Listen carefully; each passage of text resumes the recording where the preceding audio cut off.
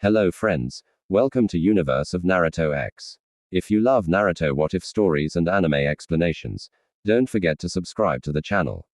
Now let's begin today's story. I would like to give a shout out to those who have reviewed, followed and favored my story in the short time it has been out. From here we should start getting into the meat of the story, so I hope you all enjoy. Fair warning, you will want to punch Naruto at one point in this story, but trust me, there is a method to my madness and everything I am writing does have a purpose. I won't spoil it, but Naruto is going to change in the upcoming chapters, but the catalyst may surprise you. It has also been said that Naruto is being stupid. Well, he is 8. Really people, who was that smart at 8? And he is trusting to a fault. This leads him to put absolute trust in people, and in that area he is indeed flawed. However, to call him stupid is a bit of a stretch in my opinion. All I can say is I am trying to write the characters at their age and personality to an extent, and if that means they're flawed, then I guess I'm writing real people then, which I think is a good thing. Another point, but for those who will doubtless start nagging about shadow clones fix everything. Not this time. I'm limiting them here, and why? Because if they function like they did in the show, aka with no limitations, then their clap your hands cause of the story is over, as is any fan fiction where they don't just end the story with the person using them becoming a god. The training trick was a shortcut in the series to explain away a technique like the hyperbolic time chamber in DBZ. It's a plot conveyance that doesn't work with a larger story, so please don't nag me about it.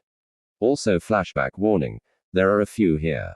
Hope that isn't a turn off. Chapter 3, Talking, Thinking, Mental Conversation, Demon, God or the like, Jutsu, Facing Your Fears.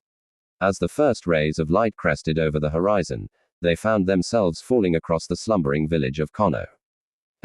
Slowly illuminating the Hokage monument as well as the orange-clad figure that stood astride the top of the third Hokage's head. The blonde figure stood silently gazing down upon the village as the first rays of the new day began to reach across it. The last 4 years had been trying for our young hero, yet despite the hardships he had managed to persevere in the face of what his life had slowly become. As his eyes scanned the village below, he was able to make out in the distance the rooftop of his own home, where no doubt at this very moment his sisters and parents were just rubbing the sleep from their eyes and preparing for the day ahead of them.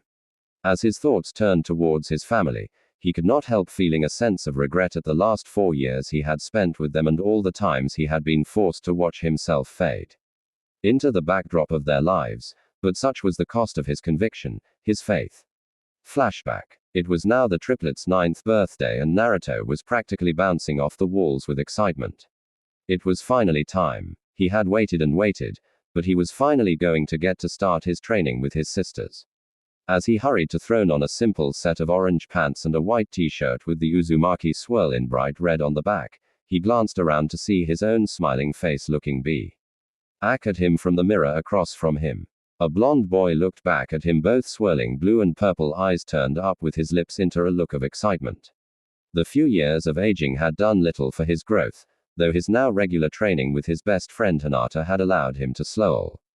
Why lose the traces of baby fat that still clung to him only a few years previously? Aside from this, the only real change to come over him was the gradual lengthening of his hair so that it now sat much like his father's, the spiky mess waving around his head as his face looked on happily at his refill.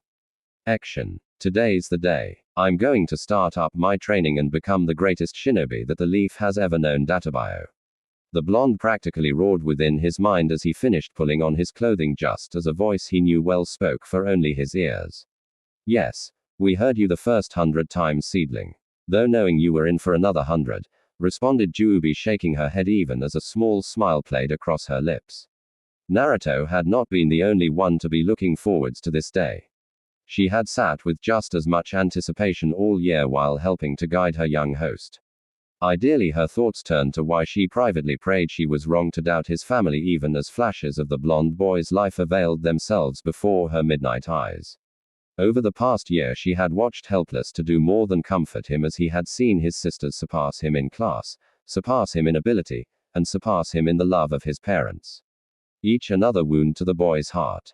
He may have been able to fool his parents, even his sisters, but Juubi knew that the boy was tearing himself apart inside over slowly falling away from them. And along with that pain grew another's anger. Yaoi told Yujubi all we had to do was wait. And now we're going to learn all of these awesome justice. Hey, don't forget to learn 'em well. We want to be the best ever. Called another voice from inside the boy's mind, also teeming with excitement at the coming training.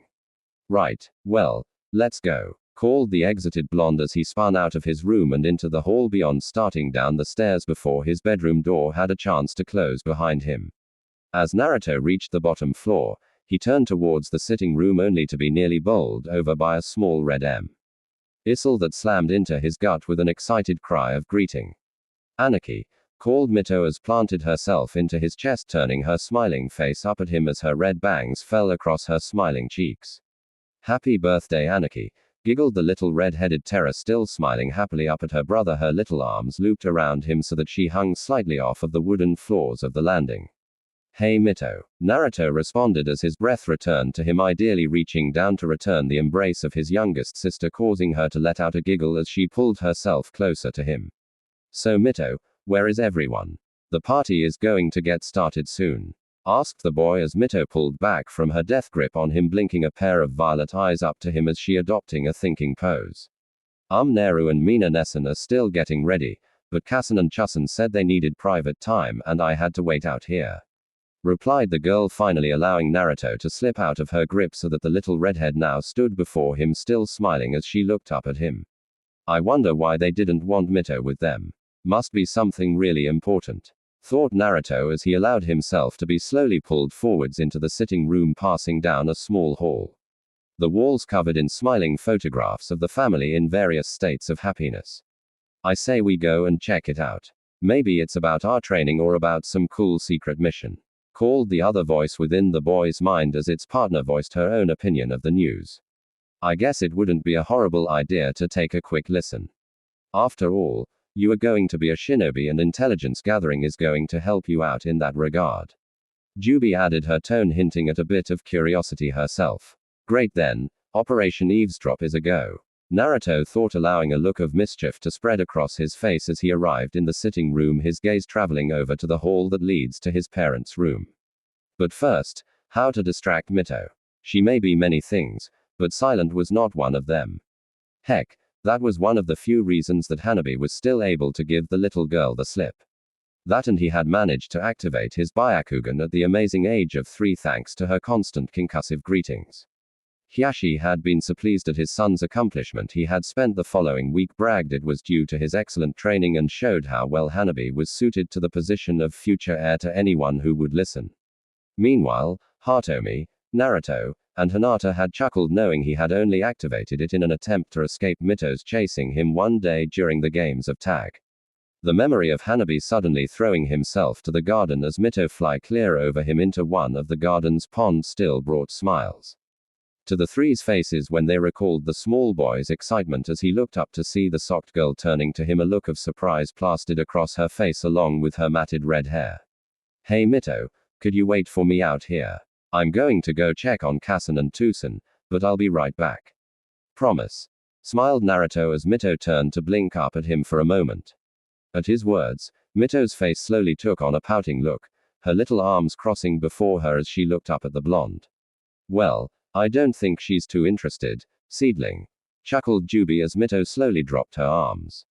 Okay, Anarchy, murmured the little girl as she made her way over to pull herself onto the couch. As she began to heave herself onto the cushions, she felt a pair of arms helping her up, turning to see Naruto smiling softly down at her. Despite herself, Mito found a smile working across her face as she soon was back to her smiling self as Naruto stepped back. Okay, Anarchy, but you better be right back, called Mito, her voice once again carrying a happy tone as she suddenly became interested in adjusting her white party dress. Same old Mito, chuckled Naruto to himself as he made his way down the hall towards his parent room as quietly as he could, sliding forwards until he stood just outside T.'s room. Pressing his ear to the wall of the room, he was just able to make out the sound of voices from inside. So, Minato, what do you think we should start Naruto on? I was thinking of starting him with taijutsu, or do you think chakra control would be better? Asked Kushina from where she sat facing her cabinet mirror, fixing her hair so that a single red ponytail fell forward over her chest, framing the back of her head in an elegant cascade of silken hair. What was that, Kushina? Called Minato from the connecting bathroom as he stepped out, one towel wrapped around his body while the other was currently being used to dry his hair, muffling his reply slightly. Turning with a slightly annoyed look on her face, Kushina saw as the towel dropped from her husband's head as she repeated her question. I said, what do you think we should start Naruto on now that his training is going to get started? Asked the redhead just as Minato was turning towards the armoire that held his clothing. As her words fell across the small gap between them, Minato came to a halt as his blue eyes slowly widening as he bid back a silent curse. In truth, he had been dreading this moment ever since he had said to hold off the boy's training the previous year, and from that dread he had allowed his time to run out. Now he stood here on the very day his dread only matched by the cold reality of what now faced him. He could only hope that his wife would see things his way and that maybe his son could forgive him for what he was about to do. Swallowing slightly, Minato turned to face his wife, his face set even as his mind recalled that fateful day, knowing that since then that this day would come. Flashback. It was the day of his children's 5th birthday, 5 years since he had been given the 3 greatest gifts he could ever imagine. Smiling slightly to himself, the blond man's eyes drifted over a happy photo of his family, the children standing around their seated mother as he looked over them all, looking out happily from the glass frame. Shaking himself slightly, Minato turned back to his work, eager to get the reports on his desk, glancing every once in a while at the 2 shadow clones that were also digging through the paperwork that had accumulated, hurrying to get done so he could be with his family. Note to self: thank Kushina again for suggesting shadow clones, he smiled to himself. As we watch the work progress, eyes glancing to a clock that hung across from him showing the hands just striking noon. As his eyes dropped back to his work, the sound of a window opening behind him caused him to smile slightly as he turned to greet the only man who chose that particular way of entering his office. Hey there, Minato. How's the big chair treating you? Joked Jiraiya as he stepped down from the window sill, the small wind from the open window jostling his mat of white hair as he turned his older face towards the Hokage. Not too bad, sensei. I'm just getting some more work done before I head home. You know the triplets are going to be turning 5, and Kushina and I were thinking of getting the 3 started on some of the basics so they would be ready for the academy next year. Oh, and you better be there tonight or Tsunade is going to track you down and drag you there. Smiled the blonde Hokage as he set down his pen, watching as Jiraiya moved slowly around to take one of the large seat that sat just before the Hokage's desk. That's kid. Well then, it's a good thing I got here when I did.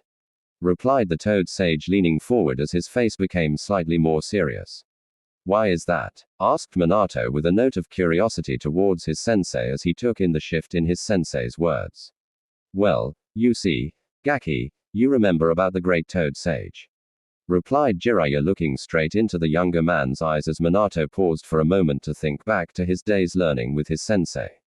Yes, the one responsible for laying down the prophecies, right? Wasn't his last one just before the beginning of the Third War? Asked Minato as Jiraiya nodded slightly. That's right, he tried to warn us about the whole thing. He even gave us a hint as to Whirlpool's destruction. If we'd been willing to listen to him, we might have even stopped the village from falling. Sighed the sage as he shook himself slightly, focusing back on the Hokage.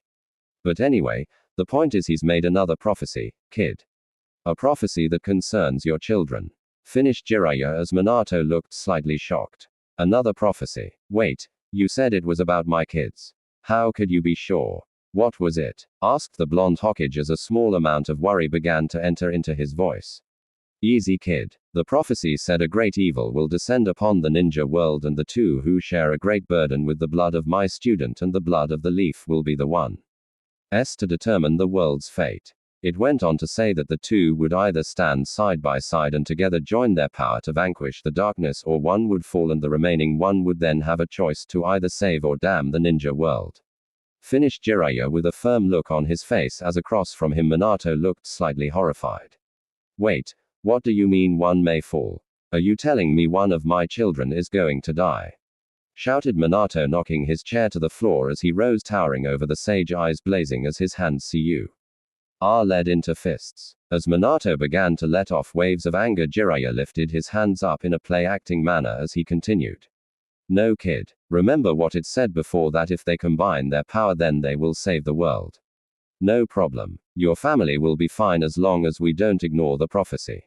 Replied the sage, waved both his hands in front of himself as if to shield himself from the blonde's rage.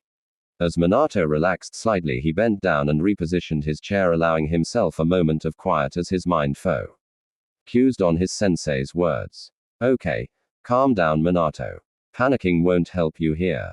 So 2 of my children will be the ones from the prophecy that should cover the blood of the student that was spoken of.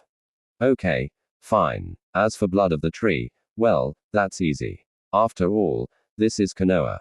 So that's easy. So that leaves the last hint, sharing a burden. He thought to himself as he slowly repositioned his chair, sinking into it a moment later as his attention returned to his sensei.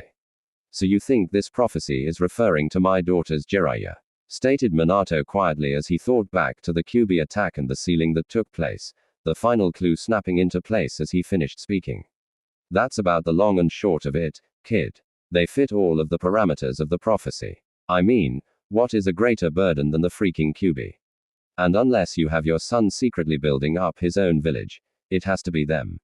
He replied confidently, smiling a little as he attempted to lighten the mood. Okay, so what do we do? I mean, the prophecy says that one can fall unless they stand together. How are we going to make sure that doesn't happen? Asked Minato as he looked across at his sensei. I don't know, kid. All I can think of is to keep an eye on them and make sure that they can work well together without any distractions. Just make them the best we can and have faith in them and the prophecy, replied Jiraiya as Minato nodded sly. TLY. I suppose that's all we can do. Well, Kushina and I can handle that just fine. I'm sure the kids won't have any trouble working together. Besides, it's not like we weren't already planning on making them the best shinobi and kunoichi they could be, smiled Minato, some of the worry leaving him as he considered how to break the news to Kushina that night. What about Naruto? Asked Jiraiya, breaking the blonde's train of thought as he looked back to the sage. What about Naruto? What do you mean, sensei?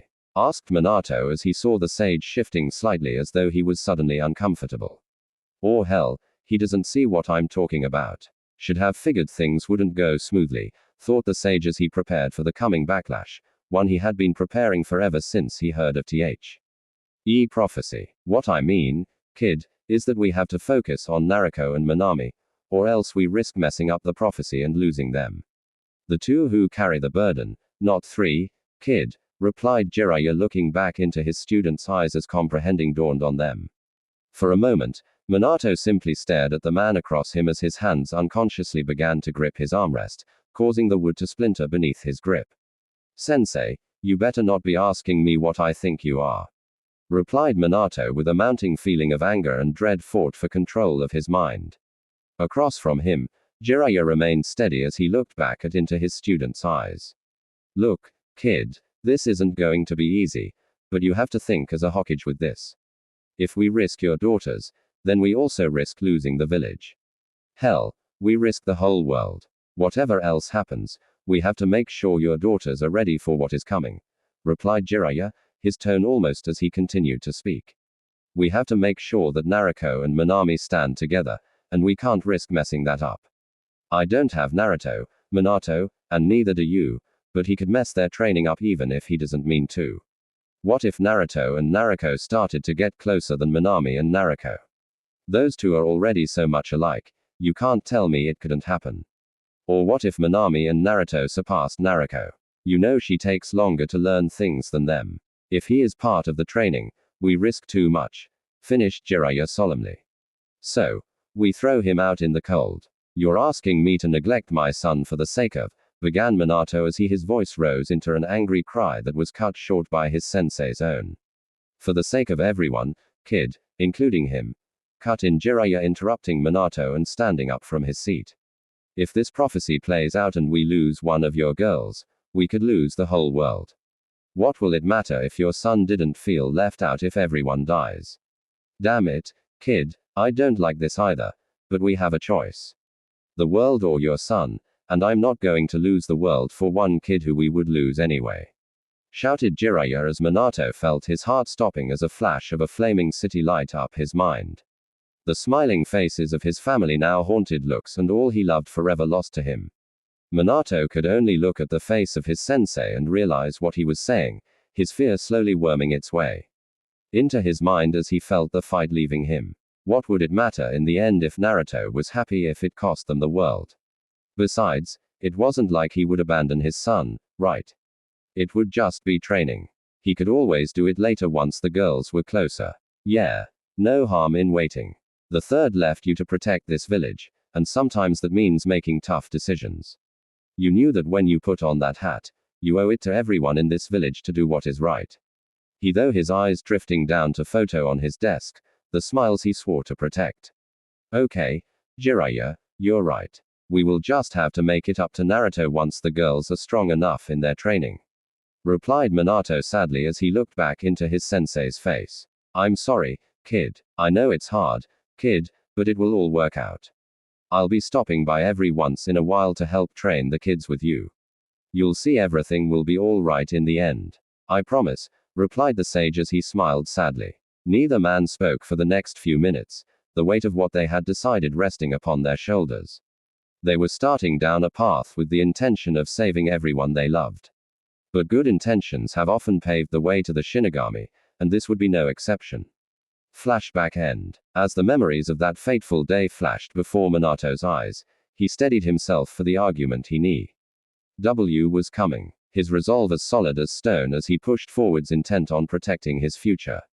Well, Kushina, I have been giving it some thought recently, and I'm not so sure that Naruto is really ready to start his training with the girls.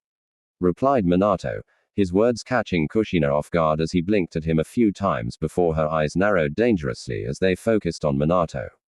Excuse me, she whispered in a dangerous tone as she looked across at Minato who had not looked away from her.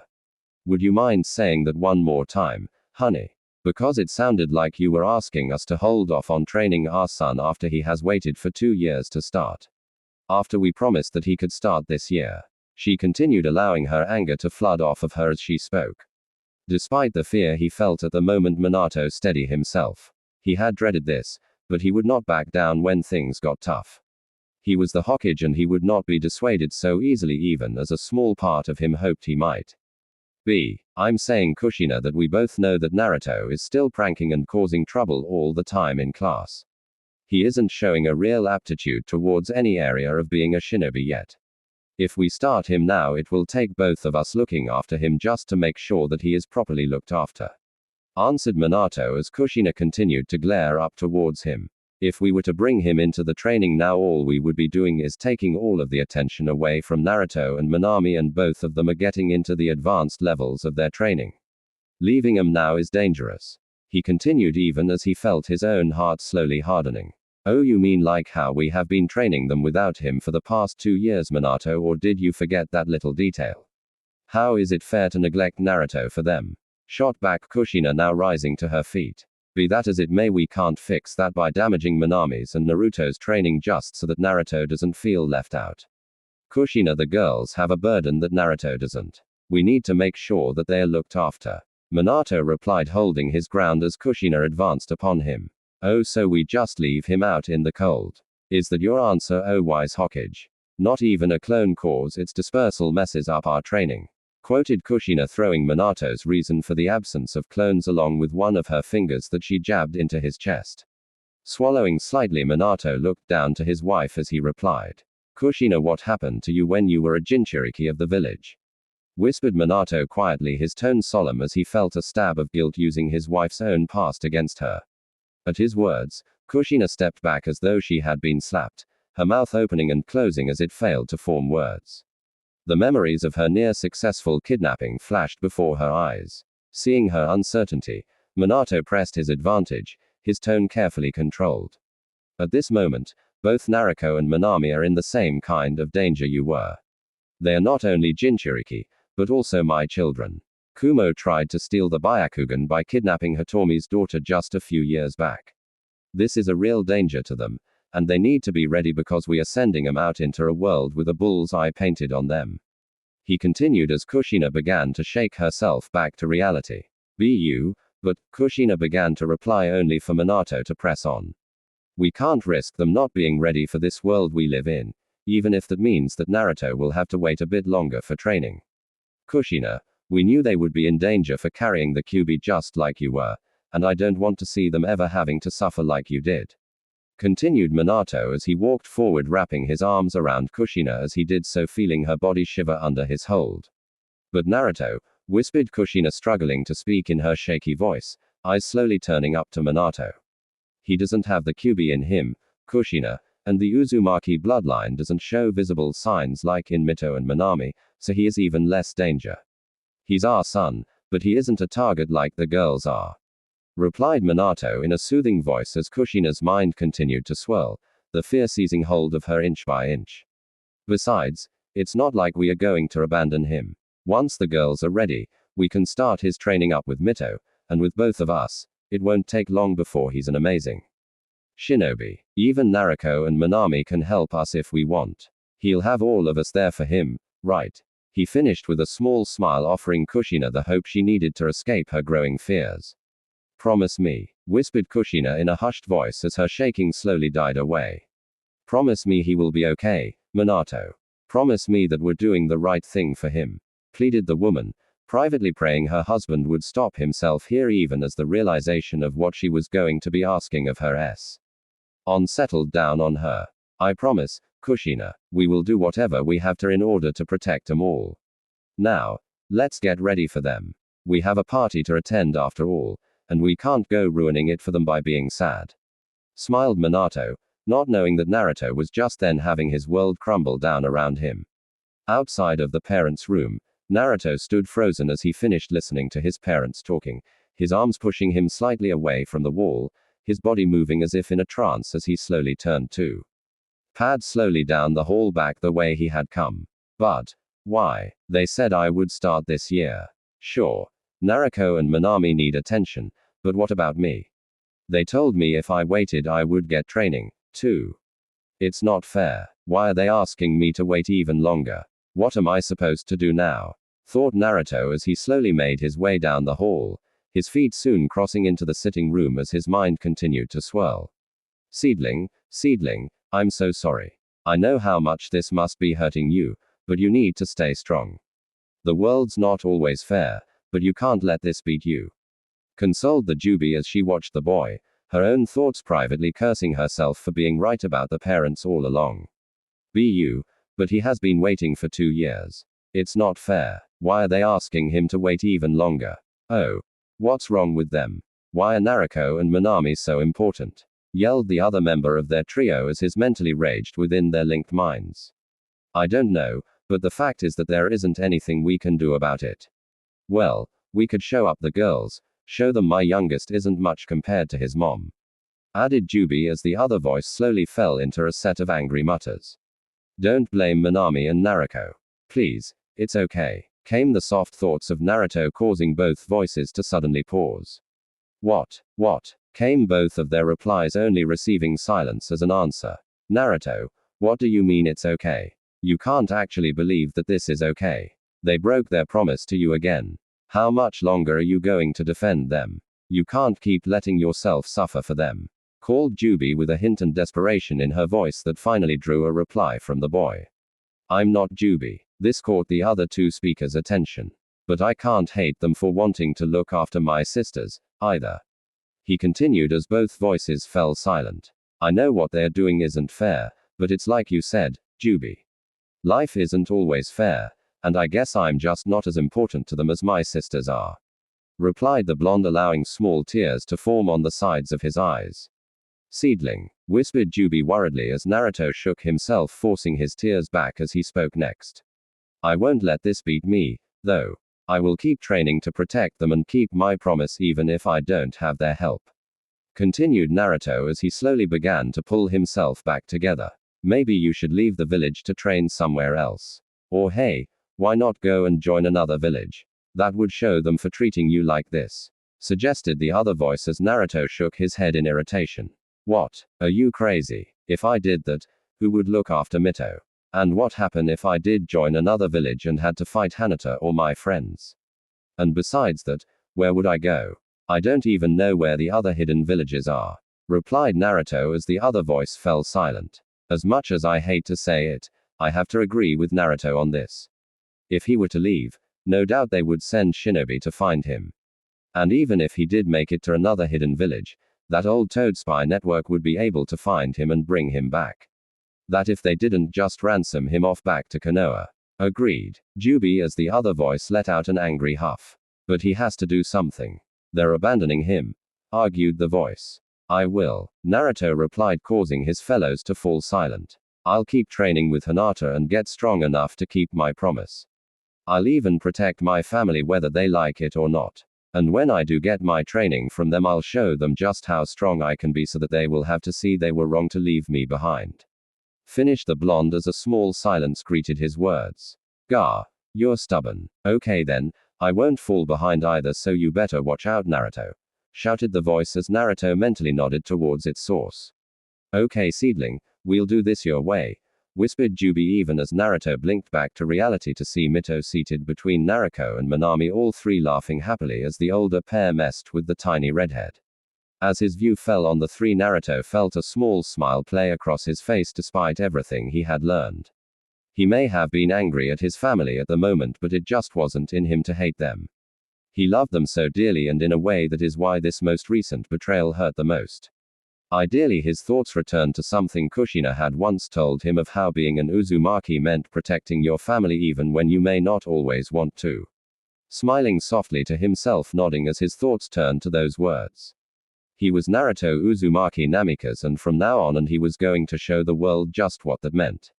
Flashback end. Now standing upon the Hokage monument some 4 years after that decision, Naruto Uzumaki stood looking down upon the village, his face with a look of grim determination as he drew in a deep breath of the new day.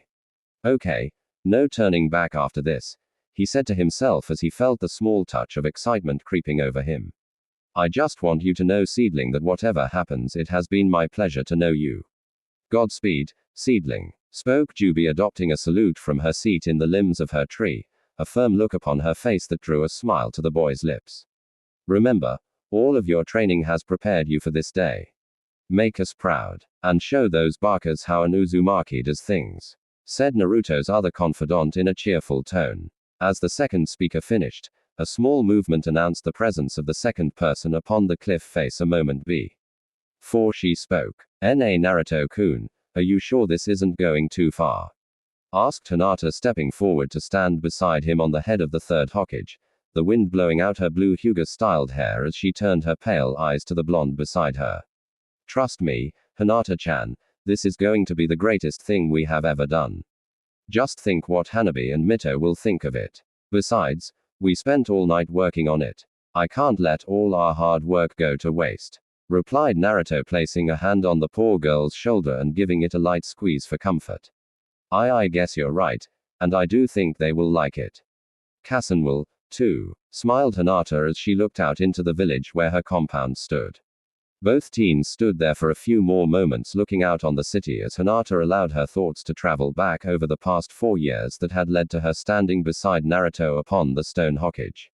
Flashback. Naruto and Hinata were sitting together in a special classroom after the academy had let out, with a few of their fellow students including Sakura and Ino waiting for their teacher to arrive. The pair ideally chatting away from the rear of the class. After deciding to train together, Hinata had been looking for a way to get Naruto's spirits back up after she had heard that his parents had pushed back his training yet again.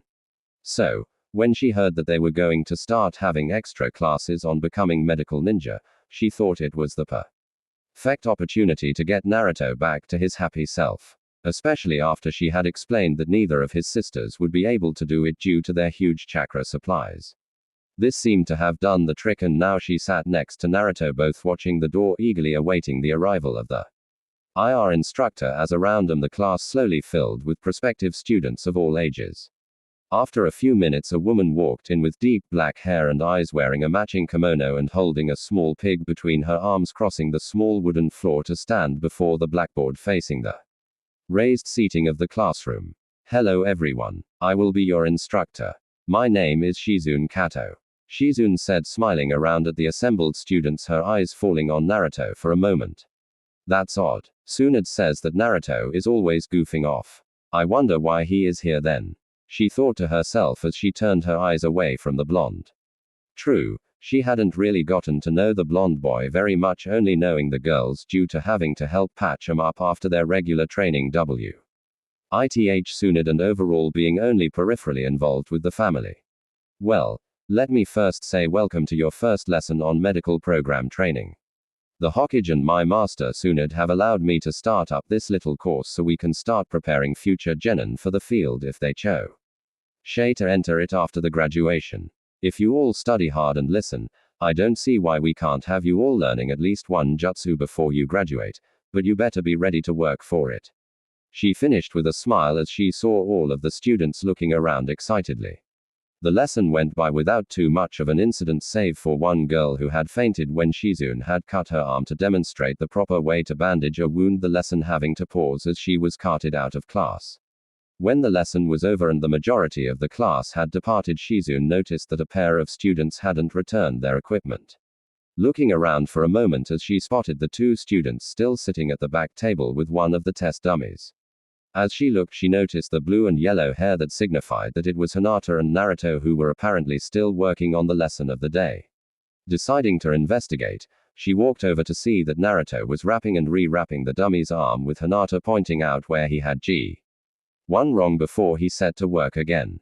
As she watched, Shizune could not help but be surprised as instead of getting angry or annoyed with Hinata's advice or his own failure, Naruto simply smiled and proceeded to try again, attempting to follow the girl's instructions. He isn't acting at all like Tsunade described to me. He seems like a good little student. She thought to herself as Naruto finally succeeded in wrapping the arm and celebrated by hugging the poor girl beside him who unfortunately fainted as a direct result. I guess I'll ask Tsunade about it when I get to the hospital later. She thought as she watched Naruto panicking over the unconscious Hinata, a small smile crossing her lips as he turned back and forth before finally spotting her. Sensei, help. Hinata's collapsed again. What do I do? He called, looking to the black-haired woman for help. Letting out a small sigh at how clueless boys could be, Shizune moved up the steps of the classroom to stand before the pair before replying. It's okay, Naruto. She just fainted, but set her head down carefully. She will wake up in a little while, okay? She replied, trying to make sure she didn't laugh at the poor boy as he hurried to obey. Okay, thanks, Sensei, replied Naruto. He hurried to sit down beside Hinata, placing her head on his legs so it wasn't resting on the floor. Shizune could only giggle at the picture they made as she left, thinking how the poor girl was likely going to faint again as soon as she realized where she had been resting. After that, Naruto and Hinata had continued to attend Shizune's lessons, becoming two of the top students in the class, only being outdone by Sakura. That pink-haired girl seemed to have a gift for the area and took to it like a fish to water. Meanwhile, Naruto and Hinata tended to have to put in more work but were able to become competent enough so that as they approached their final year both could boast at having some of the best chakra control of the grade.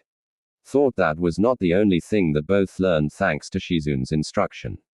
During their final year, as the pair had once again found themselves staying after class, Hinata had noticed that Naruto was fidgeting slightly in his seat while also glancing at her from time to time before turning back towards the front of the class with a faint blush on his face.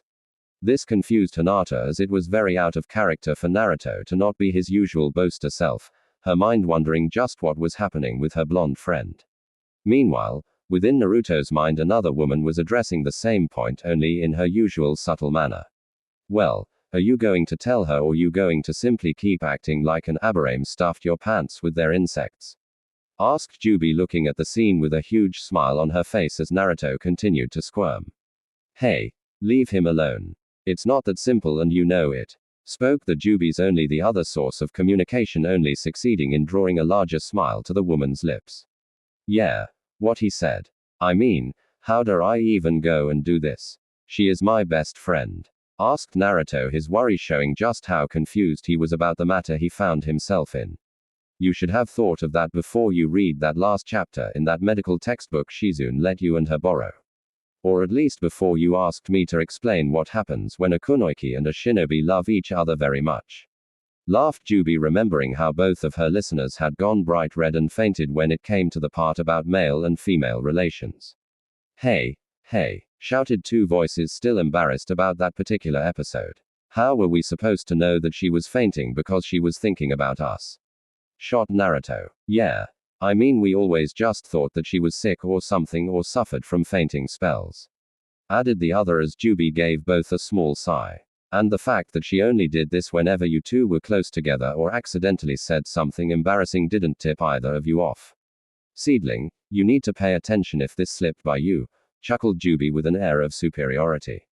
At this both the two gave up and opted to continue their little fidgeting game once again as they glanced once more towards the girl sitting beside them. Soon the end of class came and Naruto found himself and Hinata heading off to one of the training fields to do a little more work before heading home for the day. Even after they arrived, Naruto had still not worked up the courage to talk to Hinata, and his nerves were so shot that while practicing with the shuriken throwing he had one sail so far over the target that it flew off into the woods bordering the training field. Finally, as they were about to leave, Juby stepped in and politely insisted that he ask her. Naruto, either say what you are going to say or I am going to make it so that ramen tastes like the Uchiha's hair gel for the rest of your life. Shouted the black-eyed woman, having finally lost patience waiting for the blonde to say what he came here to say. This finally prompted Naruto to speak up. Hey Hinata-chan, he called out to her as she finished throwing a kunai, turning back towards him. Yes, what it is, Naruto-kun? Asked Hinata while a blush began to form on her face. He called me Chan. Naruto called me Chan, thought the girl, smiling happily to herself as Naruto pressed on. Well, you see, I was wondering if you, what I mean is, I was wanting to know if you might, well, he managed wit. All the grace and poise of a drowning man. Just ask or I swear I will blow up this hollow thing you call a head right now. Shouted Juby, knowing that if someone didn't give the kid a kick in the pants he might just blabber on all night and never get to it. Once again, she was the kick in the pants that Naruto needed. Hinata, I was wondering if you would like to go out with me sometime. Shouted Naruto as his anxiety and fear gave way, resulting in him yelling the question at her as though he was auditioning for a place as a human megaphone. Smooth move, Barker. Now half the village probably heard you. Came a mocking voice from his head as Naruto froze in horror at what he had done. Meanwhile, the Juby had fallen backwards out of her tree and was now rolling on the ground, howling with laughter at the whole situation, not being able to believe that he just shouted it at her like that. Oh my Kami, that was amazing. Ha ha ha ha ha, you might as well have painted it on the Hokage monument. Managed Juby between her laughing. Hinata for her part could only stare wide-eyed at Naruto, trying to process what the blonde had just said. Did Naruto-kun just ask me out on a date? No, don't faint, don't you dare faint, answer him. Oh god, he's just looking at me. Do something, you Barker, or he is going to think you aren't interested. Come on girl, move. Hinata screamed inside of her head, which resulted in a very interesting response. I'd love to. She shouted back at Naruto before clapping both hands over her mouth as she turned the same shade as Mito's hair and desperately tried to stay conscious. Ah ha ha ha ha, hey oh Kami, I can't breathe, this is great. Cried Juby in Naruto's head even as he tried to possess what she had just yelled at him.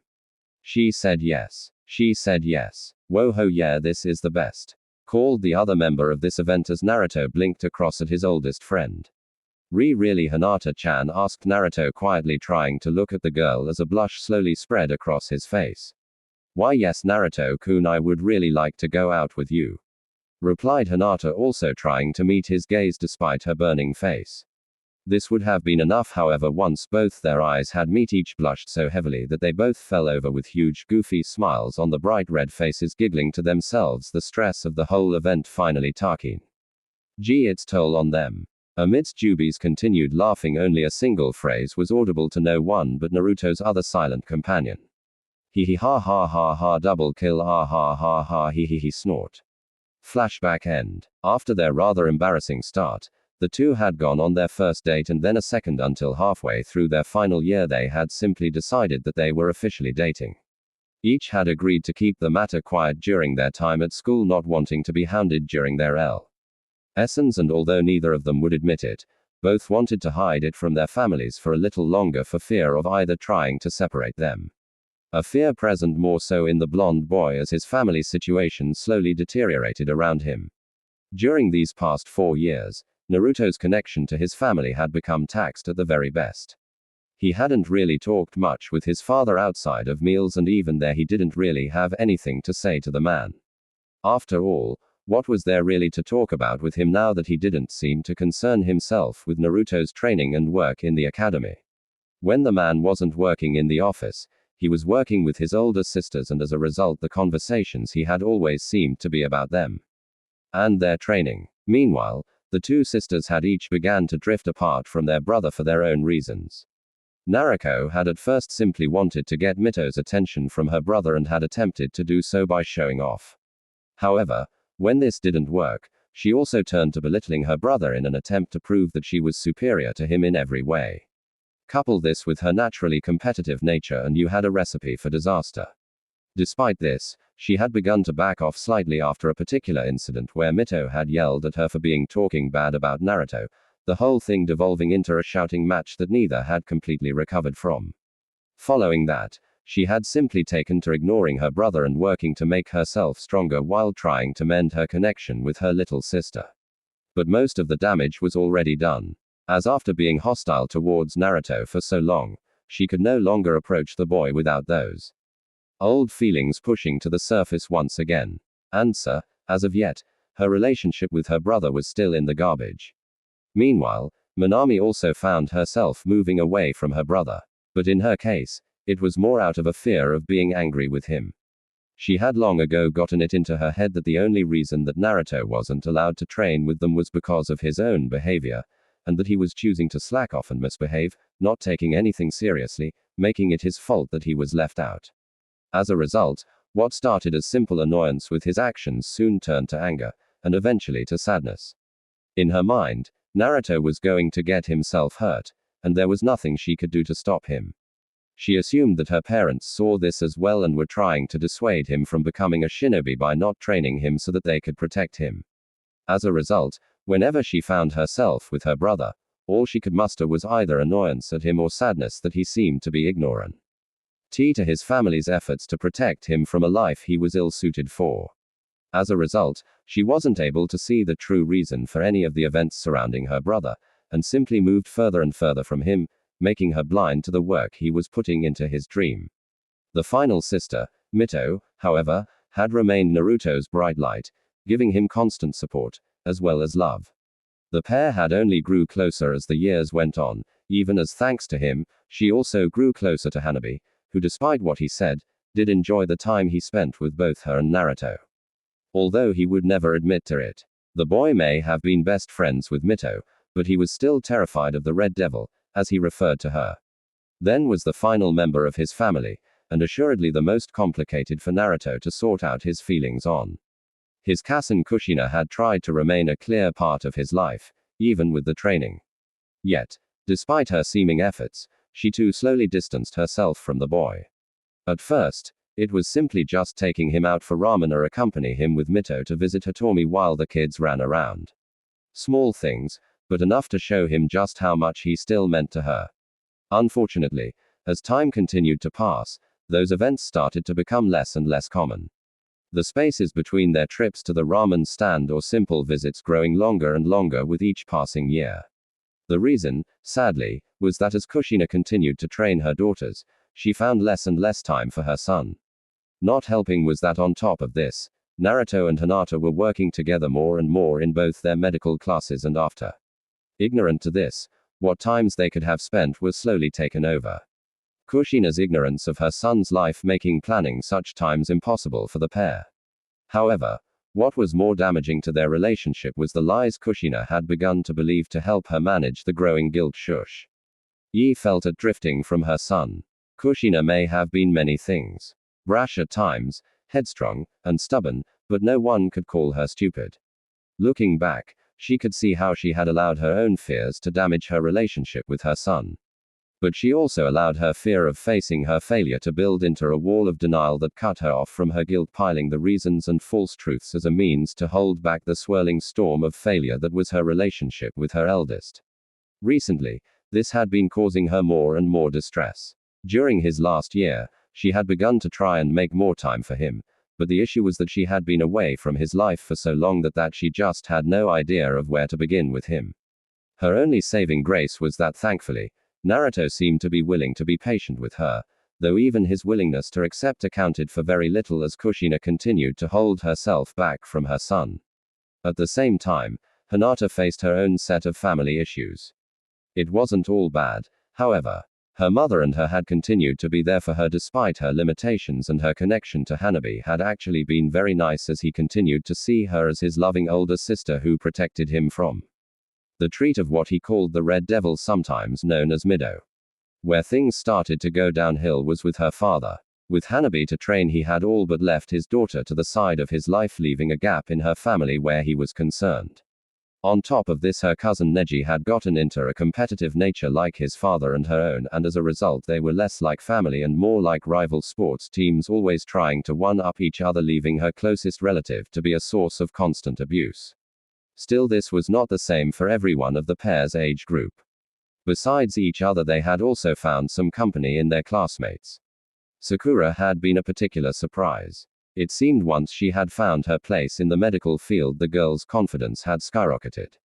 With this came the avoidance of the dreaded fangirl symptoms that seemed to be infecting so many of the class's girls. She had also held onto a strong friendship with Ino, who found herself in the medical class along with Sakura after a while, looking to impress her peers. They had also gotten closer to Kiba, who unlike some of the class had really taken a liking to Naruto's jokes and found himself enjoying his time with the two friends. It also didn't help that both Mido and Hinata found Akamaru to be the greatest fluffy plushie alive. So that brought the pair to this moment on top of the Hokage monument, looking down at the village below as the first vestiges of light began to crest the horizon. Naruto-kun, are you sure about this? Asked a blushing Hinata as she looked nervously behind her to where a massive tarp lay wrapped up. Well, Hinata-chan, a good friend of mine suggested the method, and you did say you wanted to tell everyone about us. Smiled back Naruto while pulling out a kunai and walking back towards the rope that was staked to the ground. But Naruto, I'm not sure this is a good idea. Continued Hinata, allowing her stutter to return momentarily in face of this coming event. It's okay, Hinata-chan. No matter what happens, we'll be okay. Now watch this. It's going to be great. Smiled Naruto as he sliced through the rope behind him with a dazzling smile upon his face. With a flutter of canvas and a small shifting of ropes, a banner descended over the Hokage's faces, rolling halfway down the mountain as it went, obscuring the stone faces' eyes. The first to notice the movement were the sentries on the outer walls of the village, as the flutter of white had grabbed their attention. The reaction from them was different depending on the individual. While several were simply stunned at the message now facing them, along with the idea that it had apparently been so easily slipped past all of them, left several momentarily stupefied. Others, particularly from the female demographic, were giggling to themselves, thinking how cute the whole event was. While a few of their male co-workers could only nod their heads in approval at the display. Those who noticed next were the shinobi and kunoichi, along with the students who were about to leave for class as they exited their homes or spied it from their windows. Most fell into the same groups as their latters. However, there were a few exceptions. Oh my god, shouted a pink-haired girl as she spotted the banner from her bedroom window before falling into a fit of excited giggles at what the banner spelled out. There's no way. How did I not see this coming? Called a blonde girl as she exited her front door, dropping her lunches as her eyes traveled over the banner, allowing her mouth to sound out the words. From the Hyuga resident, 3 sets of Byakugan sat above 3 separate expressions. Hanabi was smiling ear to ear while she clapped her hands together in front of her mouth, trying to stop her excited giggling. Hanabi was torn on what to think, finally settling for a simple smile, being happy for his older sister as he traced the before him. Hiyashi, however, had a look on his face as though he had just seen his entire home burnt down. Equal amounts of horror and anger crossed the man's face as killing intent began to leak off of him. Over at the Namika's residence, one little redhead was excitedly clapping her hands as she looked out her window at her brother's most recent action. Even as behind her the remainder of her family were undergoing very different reactions. Minato was livid, his mind already racing as he glared towards his son's latest prank. How could he do that to the Hokage monument? Didn't he realize that he was desecrating a village monument? On top of that, how could he not tell him about what was written up there before telling the whole village? And what did he mean by Uzumaki? Thought the blonde as he continued to glare at the hanging message. Minami and Naruto were simply in shock, their eyes tracing back over the sign as it hung down over the village, not knowing what to think. A part of them was both happy for their brother, but also jealous, angry at him this whole event. But most of all they felt confusion at the one point of the banner, Uzumaki. They both thought, wondering just what their brother meant by the change. Kushina, however, was where the real reaction was found. She simply stood there as if frozen in place as she read the banner. Guilt, happiness, sadness, anger, worry, and a small twinge of fear all fought for possession of the poor woman's face as her violet eyes continued to dart back and forth across the banner, causing her to look as though she was having a small fit of some kind. As her eyes passed from left to right, she found herself reading the words once again as if trying to believe that they were real. Naruto Uzumaki, luckiest guy in Konoha, is dating Hinata Hyuga, the most beautiful girl in the world. The banner read in bright orange letters as it swayed in the morning breeze for all to see. Several questions came to her mind as she read the banner for the second time. How did I miss my own son being with Hinata? She thought to herself. Oh. How could I miss something so big as this? Why didn't I see it coming? Thought the woman as her racing mind began at last to slow enough for other thought to begin inching across her consciousness. Wait, how could he not tell me? Have I really pushed him that far away from me? Wait, what am I thinking? My Sochi has his first girlfriend. Oh. And it's Hinata. Okay. Maybe they will be so cute together. Oh. I wonder if Hitomi is seeing this. Oh. I wonder how Hiashi is taking this. Thought the redhead in rapid succession. Her thoughts finally came to rest on one particular part of the banner that suddenly became the complete focus of her attention. Why does it say Naruto Uzumaki instead of Namikaze? Is he trying to say something to us? But what would leaving out only the Namikaze part of his name? Wondered Kushina. And with those final thoughts, she turned to see her family's reaction to the banner. As she looked around, she saw the questioning and, in the case of her husband, furious reactions to the pronouncement. Mito was still clapping away at the window, and her two daughters were looking between their Kasen and Tusen as if expecting them to explain what was going on. Minato, Kushina began, but before she could get any farther, she was interrupted by her husband. Kushina, take care of the girls. I have to go take care of our son, stated Minato in a voice of forced calm as he departed in a familiar yellow flash, leaving Kushina to turn towards her daughters. Oh still looked slightly dazed. Girls, did you know about Naruto and Hinata being together? Questioned Kushina to the pair as each met her violet eyes, pausing themselves before replying. I didn't, Kasen, but I really don't spend much time with Onakan anymore. Replied Naruto, looking a little ashamed as she said it, which did not go unnoticed by Kushina. No, Kasen, I don't really have time to worry about Onakan's stunts. Though I know he does stay after class with Hinata to go to that course on medical jutsu with Aunt Shizune. I guess he just went to spend time with Hinata, answered Minami as she began to answer her own questions in the same manner that had led her to move so far from her brother. Wait, how long has he been going to these lessons? Asked Kushina, wondering why she hadn't heard about any of this before. Pausing for a moment, Minami considered the question before replying. Not sure. I think it was during our second year sometime. You would have to ask Shizune. Minami answered back as Kushina nodded slightly to herself. Yeah, I guess I should. Anyway, you girls get ready for school. Mito, come on. We are going to go and visit your godmother for a bit. Called Kushina as she turned to find her youngest still happily clapping at the window. Meanwhile, across town within the Senju complex, Shizune at that very moment was smiling to herself as she looked at the banner hanging above the Hokage's faces. Well, it's about time those two finally told everyone. She chuckled to herself. Being their teacher for the past few years, it was pretty obvious to her that the two were either dating or so close to doing so it hardly mattered.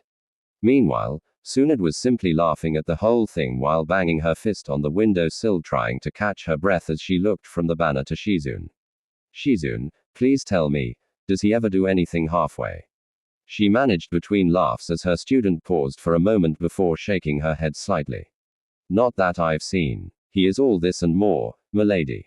He is also becoming quite prominent at medical work. In fact, he is one of the top students in my prep class. Shizune replied, still smiling as her sensei slowly caught her breath. Her student's words caught Tsunade's attention, however. Although she had fought to have the basic program installed for her apprentice, she hadn't actually had a chance to stop by and find out how the classes had been going. Between her work at the hospital and creating the medical ninja corps in the regular forces, she hadn't had a lot of free time. What little she had spent with Kushina and the girls, she soon realized as she cast her thoughts back. On that thought, she recognized that she had never been very close to Naruto. He had just reminded her too much of her brother at that age, and the pain of that lose was still being too much for her to face.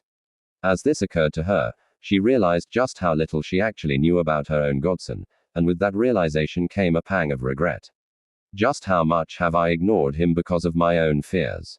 She thought to herself, suddenly feeling like a coward at running from the boy for nothing but his appearance. Shaking herself, she decided to stop by the Namikazes later that day and see if she could at least start getting to know the boy she should have been spending time with for years. Hey Shizune, could you tell me a little bit about the kid? Asked Tsunade, turning to find her student blinking towards her, looking slightly confused by her question. I don't see why not, she replied, privately wondering why her lady was suddenly taking an interest in Naruto, but deciding to ignore it.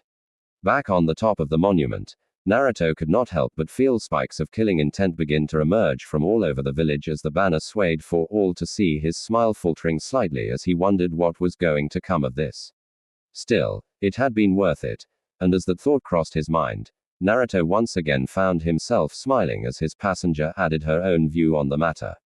Well, my little seedling, this has got to be either the single dumbest thing you have ever done or the most romantic.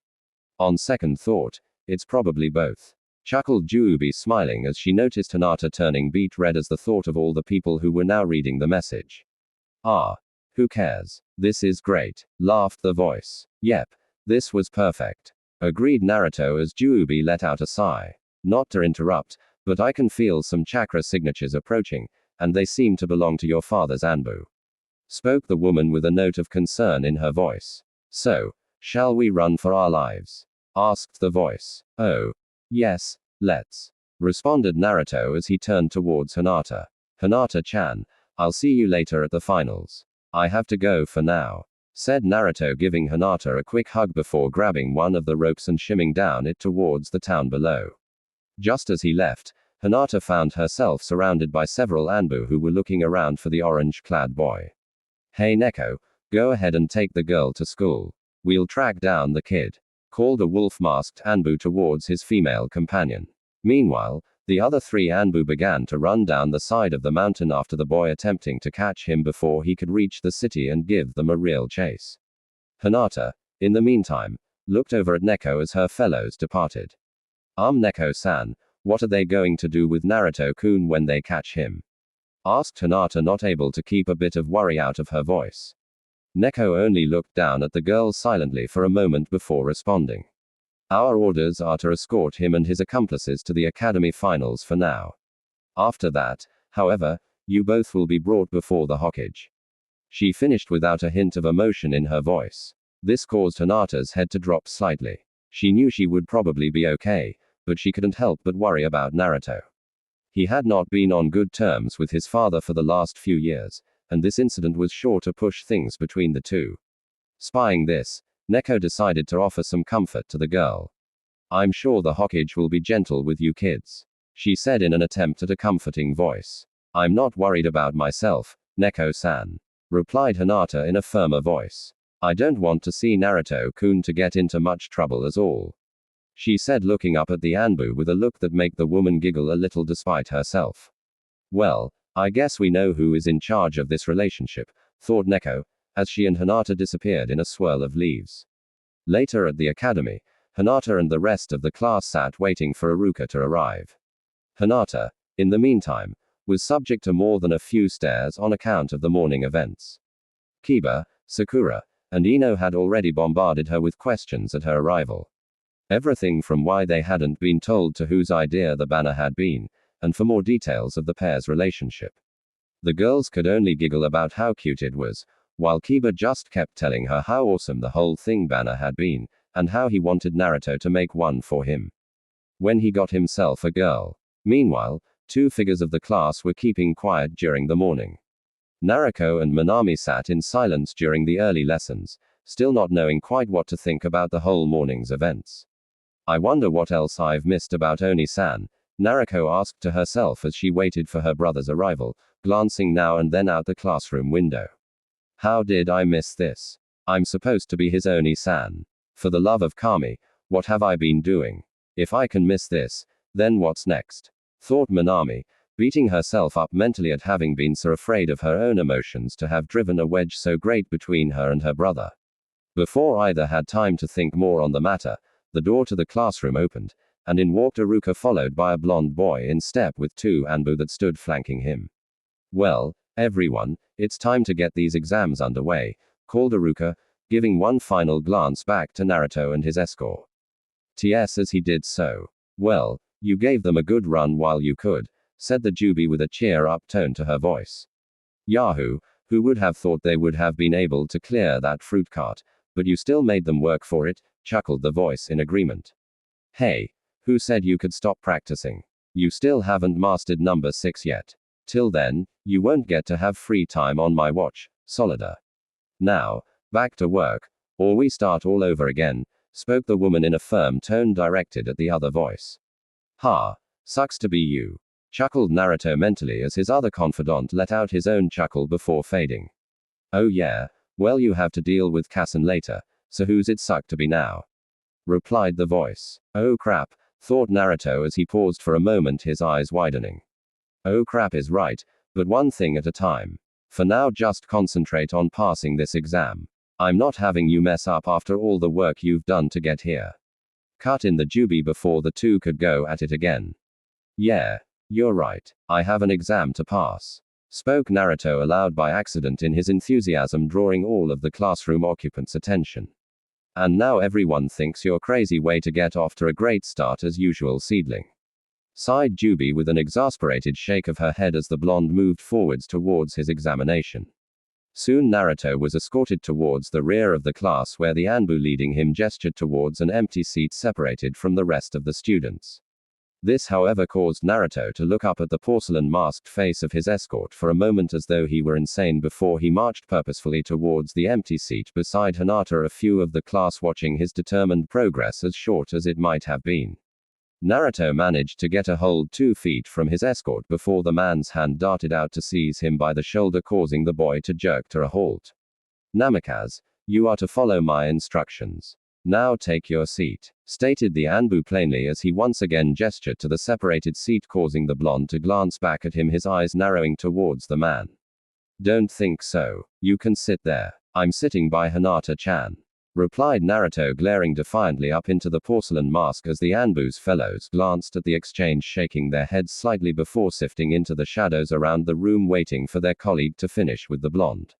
You will sit where I tell you to, Gaki, or I will make you. Stated the Anbu in a tone that dared Naruto to disobey him as his hand tightened ever so slightly upon the boy's shoulder, drawing Naruto's eyes down to it before moving back to the 2 black hole of the man's mask as a wicked smile crossed high lips. Oh. I would not have done that if I were you. Chuckled Jubi, leaning forward on one of the branches of her tree as she prepared for the show to start. Oh. Crap. He's got that look in his eye. Thought the majority of the class, the scared Iruka included, as they all began to move slightly back from the pair of few, pulling out books or shifting as if ready to fling themselves under desks. Looking around in confusion at the sudden change in the class, the Anbu was forced to wonder what it was he was apparently missing. A moment later they got their answer. No one could quite explain how or what happened next, but by the end of the disagreement, as the students and teacher re-emerged from their cover, Naruto was left for the rest of the class with being escorted by a rainbow-colored Anbu, his whole body caped in a mix of neon colors that could likely be seen from orbit. At the same time, his fellows who had taken positions at the door and window respectively could only chuckle silently at the fate of their comrade while making a mental note to not start a tiff with the Hokage's son. Orders are now. The resulting scuffle had also left a large amount of paint dripping from the ceiling, as well as one unlucky rainbow-colored Nara who had yet again not been prepared to duck. I hope the Hokage gives him D ranks for a month after this, thought the now multicolored Anbu as he glared down at his now ruined uniform before glancing back to his blonde charge. But where was he keeping all of that paint? Meanwhile, Naruto had settled himself happily beside Hinata, who was trying and failing to keep a small blush off of her face as she fell. Naruto's hand close around her own as they turned towards the head of the class. Well, called Iruka as he emerging from behind his desk, dragging his aide Mizuki to stand alongside him. Now that we are all present, I will go ahead and explain the exam.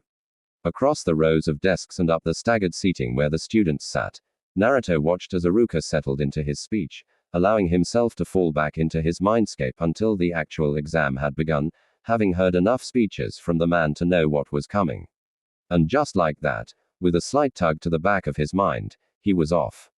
As he opened his eyes upon the familiar grassy field of his mindscape, he could not help but lament the lack of one of its particular features that no longer cast itself into the wide blue skies. Pushing himself up from the soft carpet of grass, Naruto's eyes turned to the central hilltop that was now barren of the beautiful tree he had seen all those years ago when he had first met the Jubi. The hill now appeared somehow without the tree, and with a few steps, Naruto found himself standing at the edge of the hill, slowly making his way up its slope. At reaching the crest of the hill, a simple pool of water was there to meet him, sitting just where the tree had once stood, as still as glass, and somehow darker than night itself as it refused to reflect the blue skies above. The midnight blackness of it let out a faint familiar glow, as if it were a doorway open from a long way off, spilling light into a quiet night. Yet, the light did nothing to illuminate its countenance. At reaching the summit of the hill, Naruto found himself gazing down into it, the still water, before he brought his hands up, cupping them around his mouth. "Hey, Jubi, can I talk to you for a minute?" called the boy into the pool, that seemed to shiver slightly at his words before going still once more. After a few moments of continued silence, a purpled spot slowly began to rise from the still water. Slowly, the object continued to swell till a woman's face emerged, her waves of purple hair falling about her shoulders as they too emerged, her black eyes trailing over towards the boy, a look of slightly annoyance upon her brow. As she slowly rose to stand upon the now still pool, her slender arms reached up to cross before her bosom as she let out a sigh, as she examined the boy before her. "Seedling, how many times do I have to tell you you don't have to scream in your own head or in my ear for that matter?" came the lecturing tone of Jubi as Naruto gave her a wide grin that slowly caused Jubi to drop her own annoyed expression. "And then he just smiles at me. I'm such a pushover. Okay, Seedling, I'll let you off the hook this time, but don't take too long." Your shouting caused your friend to lose focus and knock himself out while trying to manage number 6. Smiled the Jubi, Naruto letting out a small chuckle at the mental image of someone managing to knock themselves out with their own technique. "Thanks, Jubi-chan. I just wanted to talk to you about what I should say to my soon, after the exam," asked Naruto as his voice slowly shifted to show the obvious concern he had on the subject, a point that did not go unnoticed to Jubi. "What to do? Sigh, honestly, Seedling, I don't know. Never really had a soon. I guess all we can do is wait and see." "Really, waiting is the worst part for now," replied the Jubi as she tilting her head to the side, a habit she had picked up from Naruto whenever she was thinking. "Right. Thanks, Jubi," replied Naruto, allowing his head to drop slightly so as to try and hide the worry now moving across his face. Jubi watched the blonde's head drop, feeling a small rush of self-loathing for being so helpless to alleviate the boy's suffering.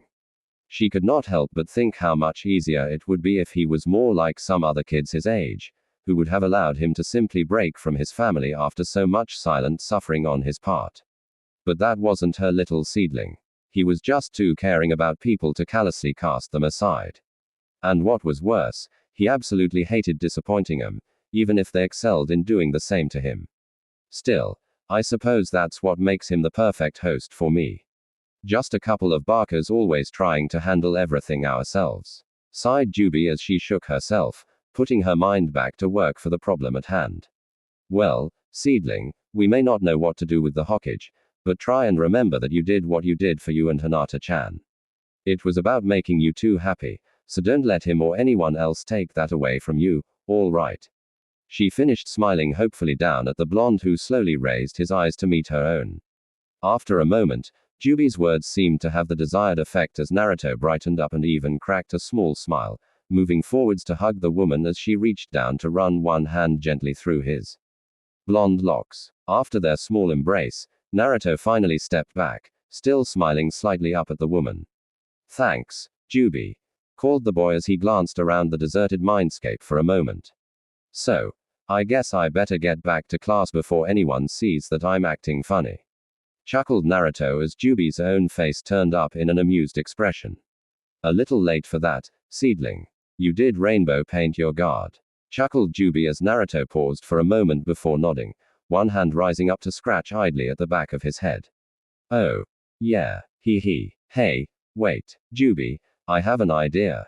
Called the boy just as Jubi was starting to sink slowly back into the pool, her eyes shifting back to the boy as her slow descent stopped. Well, now I should be worried. So, what is it, seedling? Asked Jubi, noticing the wide smile now upon the boy's lips. With the exam, we do the hands, right?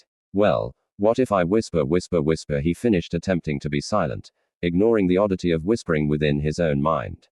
Despite this, the blonde almost ecstatic look to flood across his face as Jubi paused before letting out a small giggle, reaching up one hand to cover her mouth. Oh. I like it. You have my permission. Oh. I wish I could see the looks on my son's face when you do that. Just make sure you do it right. I'd hate to have you mess it up. Replied the Jubi wistfully as she finally allowed herself to descend back into the pool, leaving not a trace upon that early smooth surface. After giving the somehow empty mindscape one finally look, Naruto allowed himself to be pulled back into reality as the bright blue and green faded into darkness. Soon enough the blonde found himself dropping back into his own body as the feeling of the seat below him and the soft drown of Aruka's SP each washed over him, the man's voice slowly winding down as the class seemed to be stirring from their own slumber. As Naruto blinked a few times as he finished coming back from his mindscape just as Aruka finished the last of his speech. All right everyone, good luck on the examination and remember what I told you, called Aruka as he moved forwards, his hands full of the written examination. Just in time, now to get this thing done, smiled Naruto to himself as he reached out to take a text for himself before passing the pile over to Hinata as the two set to work. The written test passed without incident. Naruto finding himself pleasantly surprised at how well he had done, making a note to thank both Hinata and Sakura in helping him to prepare on the subject. Hard to think just a few years ago I would have probably failed that test. Thought the blonde, smiling at the proof of his hard work that he was now passing towards Aruka. After the exams were fully collected and stored, Aruka led the class out into the yard where a series of stationary and moving targets had been set up for the examination. Once the class had fully filed in, Aruka called up the first student, directing them towards a line beside which a table stood covered in kunai and shuriken awaiting use. For a time the only sound was the whistle of steel through the air, accompanied now and then by the satisfying thunk as it found its target and the dull chatter of those watching spiking now and then in support of a friend. Sasuke Uchiha, called Aruka, watching as the raven-haired boy approached the weapons table, his expression slightly sullen as his eyes fell across the weapons and targets. With a bored air about him, Sasuke bent to begin selecting kunai and shuriken, ignoring the calls of support from behind him. Sadly, this was what the young Uchiha had become. The boy that now stood at the weapons table had changed greatly from who he had been only 2 short years ago. On that day, Sasuke had borne witness to his brother, Itachi, slaughtering every shinobi and kunoichi of the once great Uchiha clan, Wachi. Ng as the brother he idolized struck down their own father, then turning his blade upon every clan member that could hold a kunai. By the end, Sasuke was left alone beside his unconscious mother as the blood of his family slowly cooled upon his cheeks, his eyes distant as they traced across the face of his dead clan. Only those either not affiliated with the shinobi world or below the rank of genin had been spared his wrath. The rest having met the bloody end that night, and with them died too the once happy boy who had been Sasuke Uchiha. In his place came the new boy, who despite the surviving members of his clan, had shut himself off from the rest of the world, concentrating only on gaining the power to kill his brother, to kill the man who had murdered the boy he had been. Exasperating this issue was the fact that he was to be the first of the next generation of Uchiha for Konoha, and as a result he garnered a bit of a fan club in both school as well as some elements of the civilian populace who saw this as an opportunity to gain favor with a future clan head. So, a boy hurt, alone, and angry separated himself from anyone who could truly help him, instead choosing to allow people to praise him and offer him encouragements towards his goal of killing his brother. So, by the time Sasuke had bent down to pick out his weapons for this portion of the exam, almost all of the boy he had once been was lost. There was one person, however, who had somehow managed to help the boy hold on to some vestiges of himself. That person just happened to be Naruto Namikaze, who had become something like a rival to the Uchiha. The two constantly butting heads over every little thing and oddly forming an attachment thanks to the actions.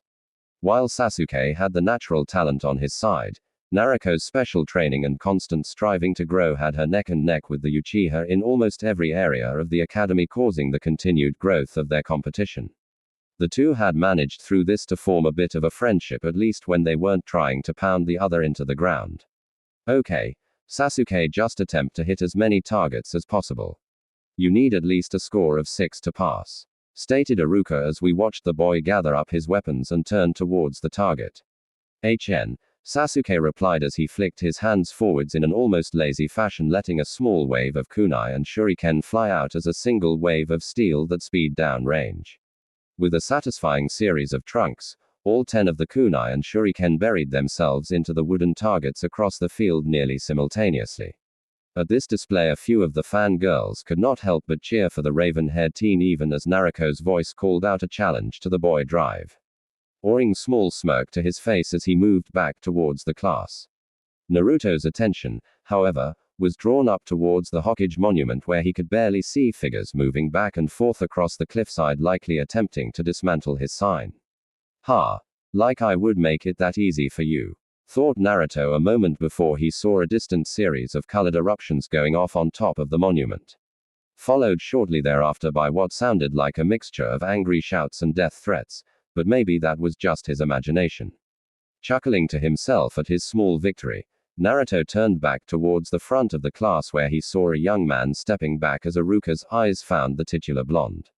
Naruto Namikaze, called Iruka, apparently waiting for Naruto to respond as his eyes dropped to his clipboard. After a few moments, Iruka noted that no one had moved, causing him to turn his attention back to where he saw Naruto standing blinking innocently towards him.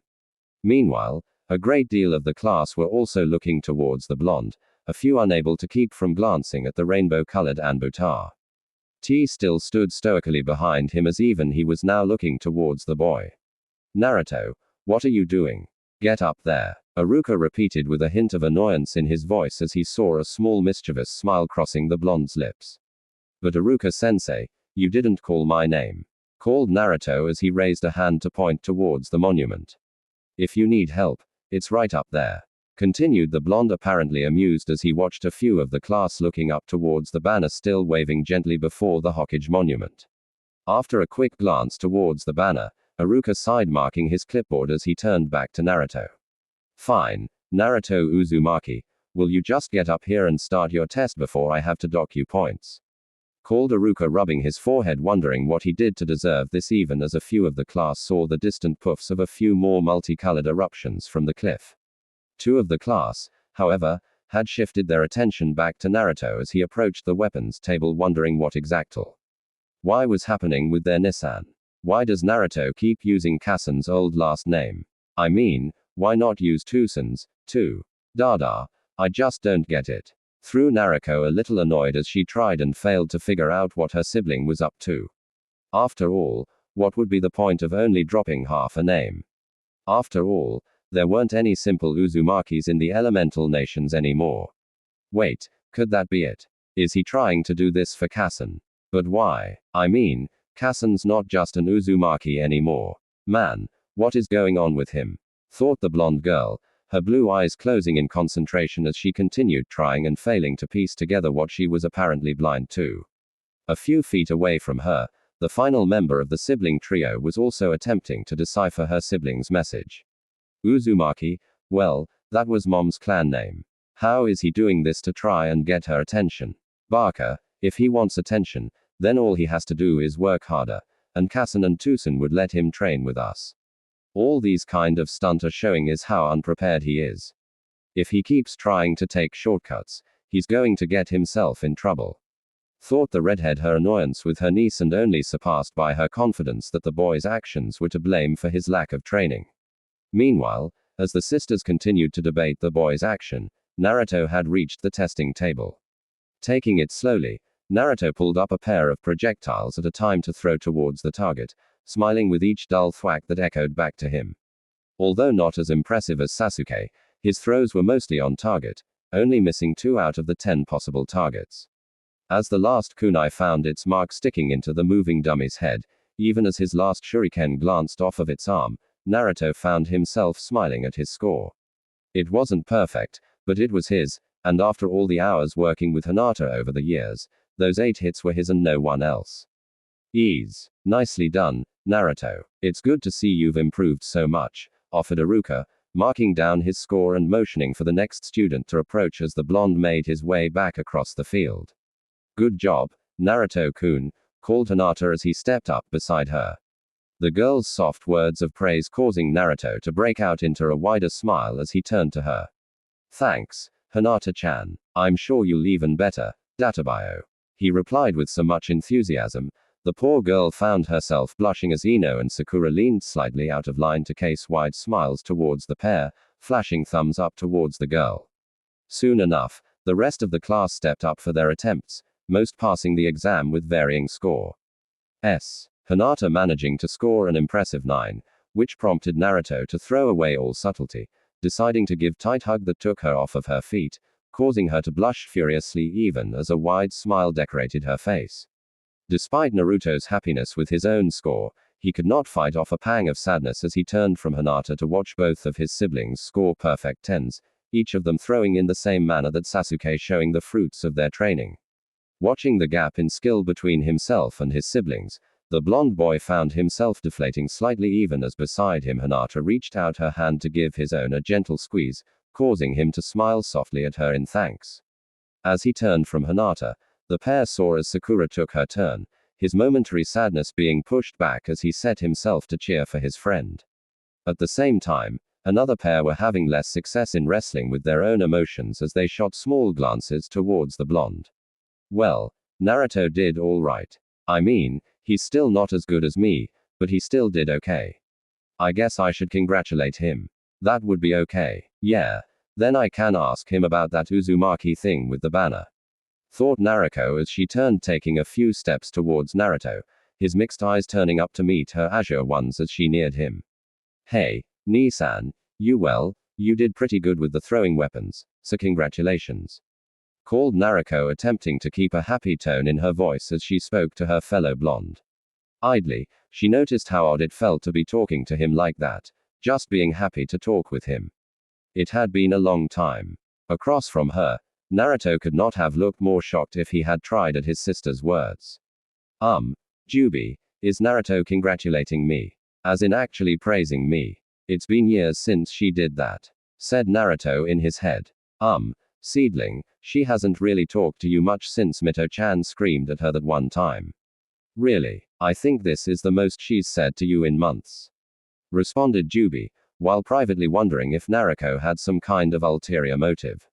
Well, she's being nice. That's good. Maybe things are looking up. He thought. Thanks, Naruto, but you're still way better than me. Bet you have been working yourself into the ground like always. Smiled Naruto, his words catching Naruto slightly off guard. But he doesn't train with use. How does he know that? I mean, he used to watch with Mito, but that was years ago. She thought with a twinge of sadness as the thought crossed her mind as a small flash of a younger blonde boy and a little red-haired bundle cheered for her across a grassy training field. How could he have remembered that for so long? And why? Thought Naruto, allowing herself to simply step back and watch Minami's attempt as she tried to get her thoughts in order. Following her own perfect score, Minami's thoughts turned towards her Nissan as well as she slowly moved across He schoolyard towards the class. Nissan did okay. Well, Really, he did great. I mean, he was better than most of the class, but how? He was always just playing pranks, wasn't he? I mean, I didn't always see him, but that's why Su-san and Ka-san wouldn't train him, right? I mean, what else could it be? It had to be that. Maybe he just got help from Hinata, but that would mean training. Wah, was I wrong? Thought Minami as she walked up to her Ni-san, slowly growing nervous as she approached him. Hey, Ni-san. I guess you've been working hard on your throwing. I mean, it shows. Minami said softly with a hint of embarrassment. It wasn't very easy for her to be faced with proof that she might have been very wrong about her brother and could have been destroying her time with him for nothing. Gee, and if that was the case, then what had it been for? And why had her parents done the same? But why did Ka-san and Su-san not train Ni-san then? I mean, we were busy with training, but they should have noticed, shouldn't they? Or did they? No, they couldn't have missed it. Minami thought, more than a little scared of the answer she might receive. Now Minami too, did Kassen put something in the food this morning or something? Naruto thought to himself, maybe it has to do with Yubana, but something seems off with the maybe it's about you and Hinata, or maybe it's about the whole Uzumaki thing. Suggested Jubi as she mulled over what she was seeing, trying and failing to understand the sudden shift in the sisters' behavior. I guess that could be it, but why would that make them want to be nice to me? Wondered the puzzled boy as he turned to face Minami. Thanks, Minami, I guess all my work paid off, but you're still the best at weapons out of us. Naruto replied to his sister, giving her a warm smile. This did little for Minami's mental dilemma, and the mounting worry that she had been helping to destroy what connection she shared with her brother. With such thoughts still plaguing the two sisters, the class made their way back into the school building for the final part of the exam, the jutsu section. Instead of heading back into the normal classroom, which was still dripping with paint, they all headed into the auditorium where the exam was to take place. At reaching the room, they were instructed to stand against the back wall and wait to step forward to be examined. Before beginning, they were instructed that they would be monitored during the entire event. To most of the students, this point passed them by as little important. A few simply thought it was so that they would not be interfering with other participants, but this was actually a final part of the exam designed to see if they could take the first step towards acting as soldiers over a group of kids. Planted in the class were several chunin who were there particularly to fail the exam to increase tension between the other students. Along with this, the professionalism of the students was also being observed throughout this test to see how they would behave when witnessing the actions of their fellows. It had been suggested by a Biki of the interrogation department to set up this particular part so as to see how the students acted under pressure, as well as a way to weed out those who allowed their base emotions to dictate their actions without thought. As a result, their reaction to the passes and failures of their fellow class members were also being heaped on the students in order to monitor their competence in their shinobi mentality. A few of the students had been able to pick up on the meaning behind their predicament, while others remained blissfully unaware. But why would they have us all be able to see each other? That would only make it worse to fail and make everyone low. That's it, they're trying to psych us out, thought Sakura as she looking around at her classmates. Like a trick like that would work on me, thought a raven-haired boy. Yes, time to show off for Sasuke-kun, though a blonde completely missing the point. Troublesome was the only thought from Shikamaru. I hope I do okay, munch munch, said Choji to himself. Oh man, this is great, Jubi. It's like they set it up for us, thought Naruto even as a smile spread across his face, which incidentally caused his Andu escort to back away slowly from the boy worried for his sanity. Okay, Hinata, just remember what Naruto-kun and Kassen told you. You've worked hard for this and you are going to become genin together with Naruto-kun. Hinata said to herself, setting her face into a look of determination. Oh yeah, just watch me, this is going to be easy, thought Naruto as she rolled her shoulders slightly as if removing a crick from her neck. Come on, Uncle Jiraiya taught us all about intimidation, this is nothing, thought Minami, sparing a glance towards Naruto and hoping that he would be okay as she remembered he hadn't been given the same training. The thought bringing another stab of worry into her mind. What was that? Akamaru. Two of the students aren't from our class, then why would they be here? Unless there's something else going on.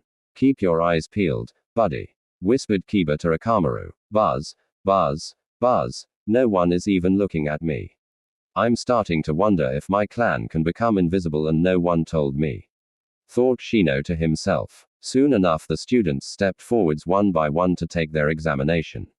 Each attempt allowing the tension mount upon those remaining as they saw their fellows celebrating in success or marchi. NG away sadly in failure. A few of the weaker students were unable to keep from panicking and in one case simply crumpling to the floor in a dead faint. Not long into the exam Hinata stepped back with a leaf headband wrapped around her neck and a bright smile on her face that Naruto returned. She could hardly resist jumping up and down in happiness at the idea of proving herself in front of everyone and even to herself. As she reached her position once again, she glanced over to Naruto noting the smile upon his face and privately wondering what he had planned. Soon enough Naruto was stepping forwards to stand before Iruka in the center of the gym. His confident smile still in place upon his lips as he gazed at his sensei. Okay, Naruto, I need you to do the henge, kawarimi, and finally the clone jutsu. Listed off Iruka as he looked up from his clipboard and settled his eyes on the approaching blonde. Sensei, would it be a problem if I did my henge last? Asked Naruto, fighting back the need for break into an even wider smile. Something that did not go unnoticed to the Anbu still stationed around the gym.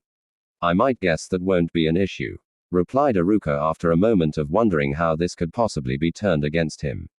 Right, said Naruto as he positioned his hands and called up his chakra clone jutsu. At his call a few clouds of smoke appeared around the blonde, dispersing a moment later to reveal 4 clones standing around the boy, all blinking and smiling just like the original.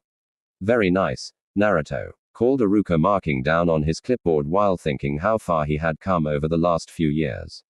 Iruka then raised his hand up with a practice kunai ready, taking aim at Naruto.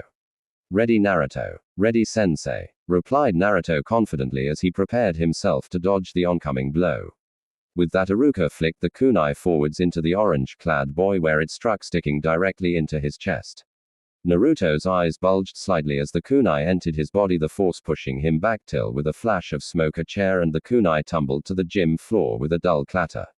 Iruka at the same time was forced to push himself forwards as the chair he had been occupying disappeared from under him. Turning his head he found Naruto standing where his chair had once been, grinning up at the man.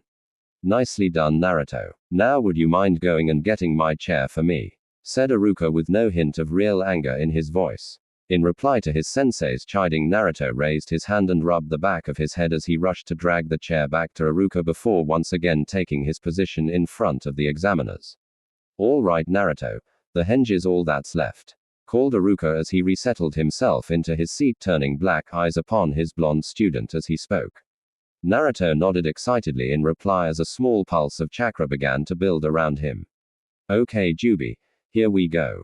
Man, I wish I had a camera, thought the blonde as he prepared his henge. You and me both, seedling. Oh, I wish I could see my son's faces when you pull this off. Jubi thought as she settled down on the grassy hill, the smile on her face somehow stiff as though she was pushing something down as she meant and her sons. But if there was something there, it was for her alone to know as she turned to look out through Naruto's eyes, an invisible observer to the world. As soon as Jubi's words had left her mouth, the grinning boy was obscured in another billowing cloud of smoke. After a moment the summoned smoke began to dissipate, allowing all of those within the gym to see anew where the orange-clad prankster had been before. The newest appearance garnered quite the response. There in the middle of the gymnasium stood a woman dressed in a beautiful gray and silver battle kimono adorned with the pattern of falling leaves. Standing just an inch under 6 feet, with both her arms and feet were bare so that her pale skin shone out like ivory. As she turned towards Iruka, her hair that cascaded down her back in a deep rich purple swayed slightly so that it seemed to give off a faint glow in the dull gymnasium. One lock of that purple river falling forward over her front, accenting her generous bosom as it concaved to her figure that supported a heart-shaped face from where a pair of brilliant eyes shone out. Black eyes like twin pools of midnight, captured so that they seemed to draw in the light around them as they drifted over the class, pausing for a moment upon each before shifting back to Iruka. Most of the onlookers could only gaze at the creature before them in awe, wondering what exactly they were seeing. A few, however, were able to keep their wits and start asking themselves some suddenly very important questions. Wow, where did Naruto see someone like that and those eyes? Thought Sakura as she looked at the hang boy. Naruto-kun was all Hinata was able to manage, trying and failing to allow some of the more inappropriate ideas to enter into her head about her boyfriend. Naruto buddy, you have got to tell me where you saw this woman. I think I'm in love, shouted Kiba in his head, allowing a smile to play across his face. Damn it man, that is not a woman, it's a boy. Now get your head back in the game. Thought Naruto's and Bugard, giving his head a little shake as he did so. The most amusing reactions, however, came from Naruto's sisters, who at the moment had more than one voice bouncing around in their respective hey. DS. What the hell is that thing doing here? She's supposed to be sealed, shouted the young part of Kyuubi as it banged against its cage inside of Naruto's mind. What hell, fuzzbutt? What are you yelling about? Naruto yelled back as she placed her hand over her seal as if trying to hold back the voice. Shut up, Naruto. This isn't time for your stupidity. You have no idea what you're even saying to you. The Kyuubi replied with a growl. So, Oni-san hanged into some odd-looking women. What's the big deal? Replied Naruto, adopting a questioning look as she took the words of the Kyuubi in. Just shut up, kid. Something is going on here and it has something to do with my Kassen. Replied the Kyuubi, relaxing slightly against his cage, trying to think of what was happening in front of him. Wait, Kyuubi. And he ignores me. Crude. I wonder what he meant by Kassen and what is going on with Oni-san. Wondered Naruto as she glanced once more at Naruto's henge. Meanwhile, Minami was having a bit more trouble calming her part of the Kyuubi down. Mama's back. Hey, Kassen, over here. Hey, over here. Hey, Minami-chan, hurry, go say hi. Hurry, hurry, hurry. Mama over here. Yipped the Kyuubi's yin chakra, excitedly bouncing around its cage. For some reason that Minami could never quite figure out, the yin part of the Kyuubi had always been more like a child than a great beast of destruction for some reason. She assumed it had to do with there being less of a good side to the Kyuubi, but she was never able to really get a straight answer out of it, or any straight answer for that matter. Kyuubi, what are you saying? You don't have a Kassen. I thought you were one of the great-tailed beasts, and will you please try and calm down? Called Minami, trying to calm the exited fox down before she got a larger headache than what she was already having thanks to the excited creature. Baka, Minami-chan. Everyone has a Kassen. She was just gone for a while. Replied the Kyuubi as if lecturing a child. But you're not just anyone. You're Kyuubi, the nine-tailed fox, the most powerful demon. Your Kassen would be a demon, too, not some woman. And how would Naruto have seen her anyway? Minami tried to reason with the Kyuubi. Don't care, that's my Kassen. The Kyuubi replied, folding its arms in front of its chest as it turned away from the cage's door, signifying an end to the conversation. Great, now Kyuubi is pouting again. Seriously, why did I get the one that acted like a child? Minami thought to herself before again turning to face her brother just as the hinge fell. As the image of the purple-haired woman dissolved, the reappearance of Naruto was by a few moments of silence as everyone in the room shook themselves slightly to get over the memories of the figure they had just seen. Naruto's two sisters were now looking at him with equal suspicion and curiosity, having finished the conversations with their tenants only moments ago.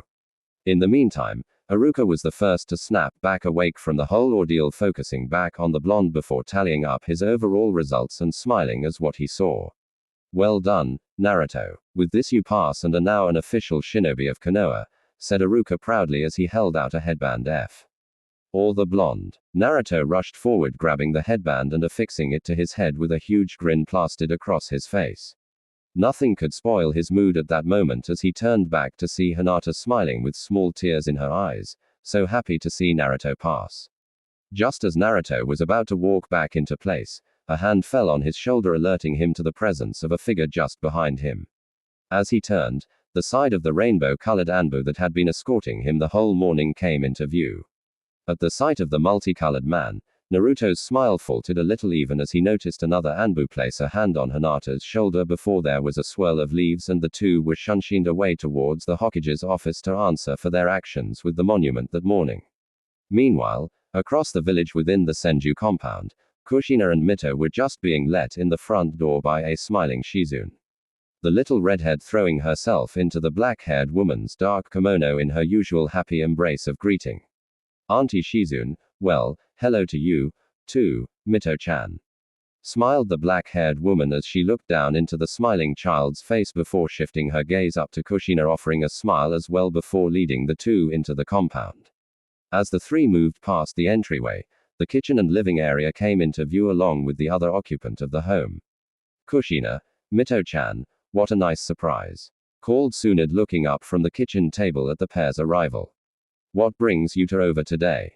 Asked the blonde as she turned in time to receive her own impact of greeting from Mito before turning to face Kushina. Sorry for just showing up like this, replied Kushina, giving the women a quick hug. We just wanted to stop by for a few minutes. I had something I wanted to ask Shizune. Kushina finished as she moved to sit down on the chair Tsunade gestured her towards. She was soon joined Shizune at the table, even as Mito let free to chase after the small pig Tenten in her happy giggle, serving as background to the older women. So, what did you need to talk about me with? Asked Shizune as she looked up from the where Tenten was leading the youngest Namikas on a chase through the living room. Well, you see, I heard that my Sochi was taking lessons from you after school and was wondering if you could tell me how they were going. Asked Kushina, trying to keep her tone steady as she spoke. The awkwardness of the question, however, pushing through despite her efforts. At her words, both Shizune and Tsunade exchanged a small glance, prompting Kushina to continue, her thinly veiled worry becoming more pronounced. I mean, I hope he isn't causing too much trouble in your class. He tends to be a little too much like me when I was a kid. Continued Kushina, even as Shizune turned back to her, a small frown tugging at the corners of her face as the redhead continued. I'm just worried he's disturbing the rest of you class. If he is, I'll have a talk with him. We can even wait for him to be ready before he starts coming back if you think it's best. I just hope he hasn't been causing you trouble. Finished Kushina, her tone oddly distant as though she was reading from a script, lines she knew and had spoken well enough, but knew in her heart to be nothing but ink on parchment. The same tired excuses she had been repeating for years, lines that had slowly become all she had to know her son by. However, before the truth of this act could dominate her, the comfort of that lie settled in again upon her.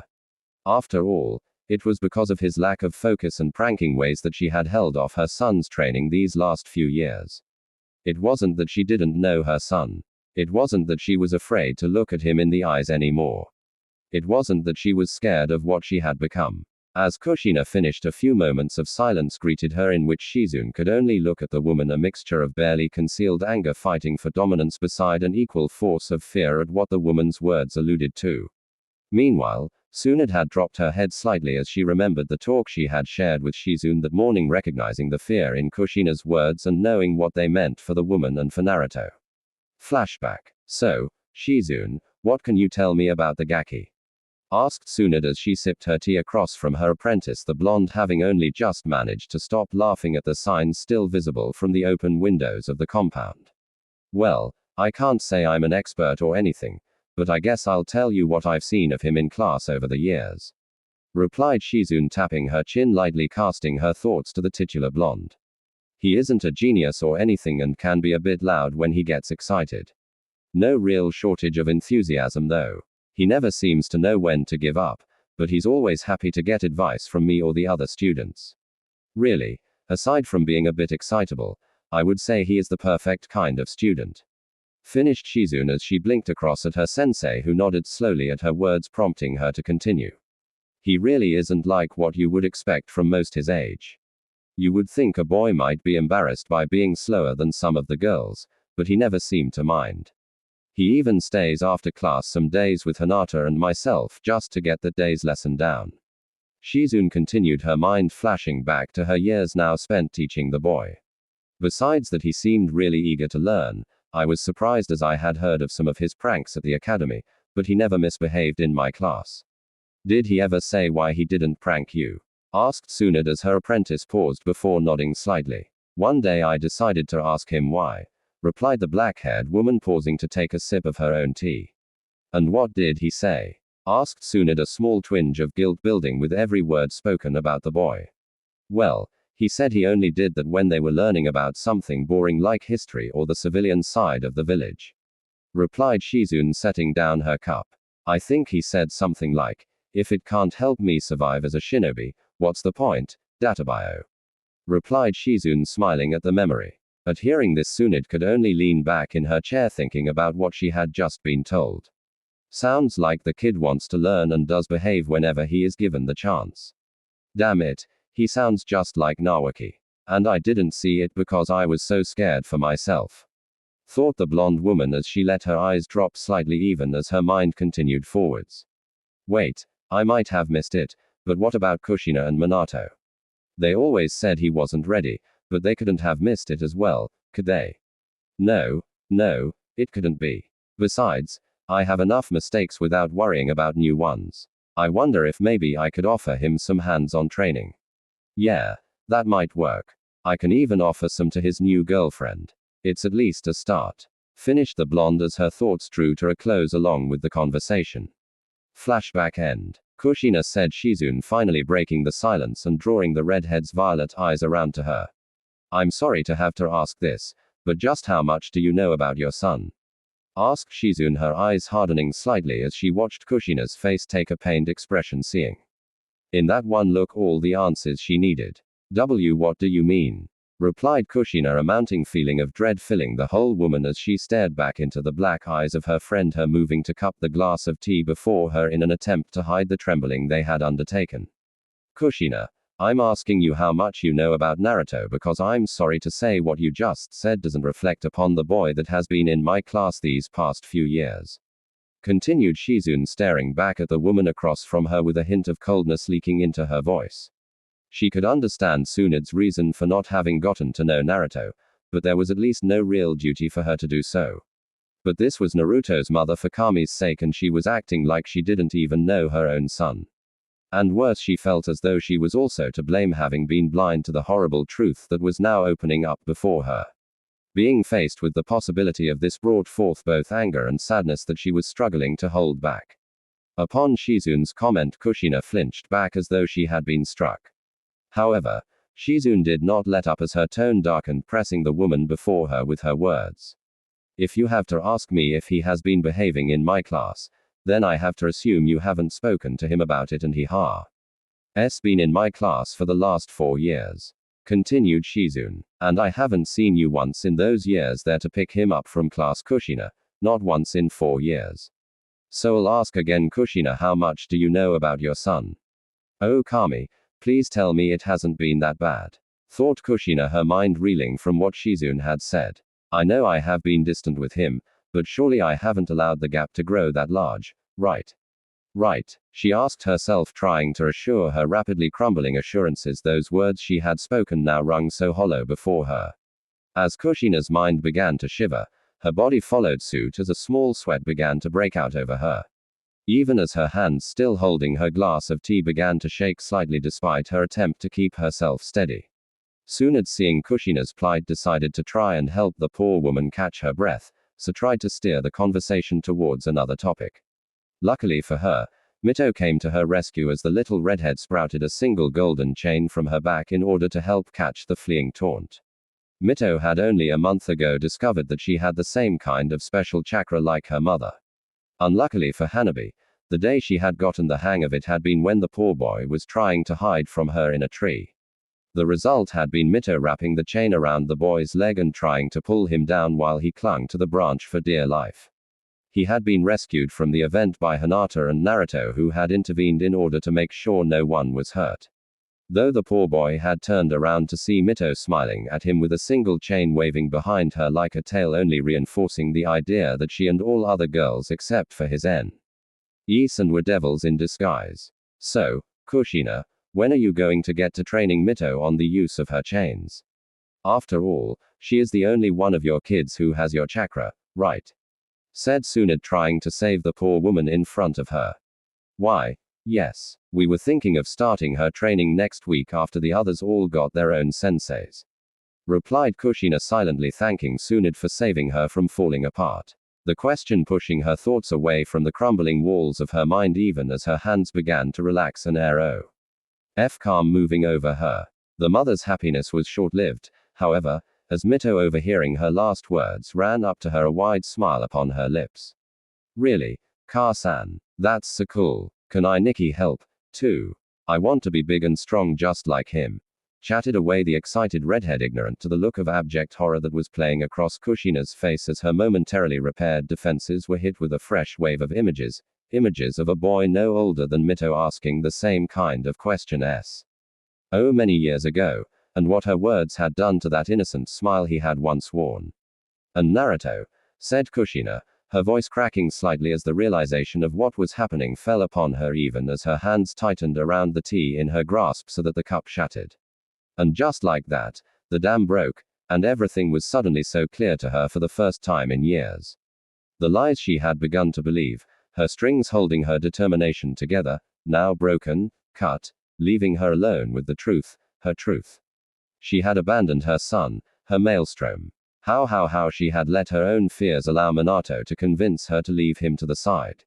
How she had started to simply take everyone's word on Naruto's behavior without a second thought, and how she had let the babe she had once held so close her heart slipped so far. How she had slipped so far from who she once was. Struggling to see some reassurance, she tried to recall how in the past year she had begun to try and get closer, only to realize how feeble those attempts had been. She had started conversation only to back out once it became awkward for her. She had offered to spend time with him, but only when she was free, never seeing when she could set aside other things for him. Every time he had stepped up smiling at her, happy to see her, and every time she had left him to walk away with a smaller smile upon his face. What who am I? Oh. Kami, no. Please, no. Sochi, my little maelstrom. I'm sorry. Manage her crumbling mind as a wave of pure despair began to move over her, even outside. Soon it moved forwards to help her hands that now had small cuts from her broken cup, even as the dull mutter of voices rang out around her, somehow distant to the woman.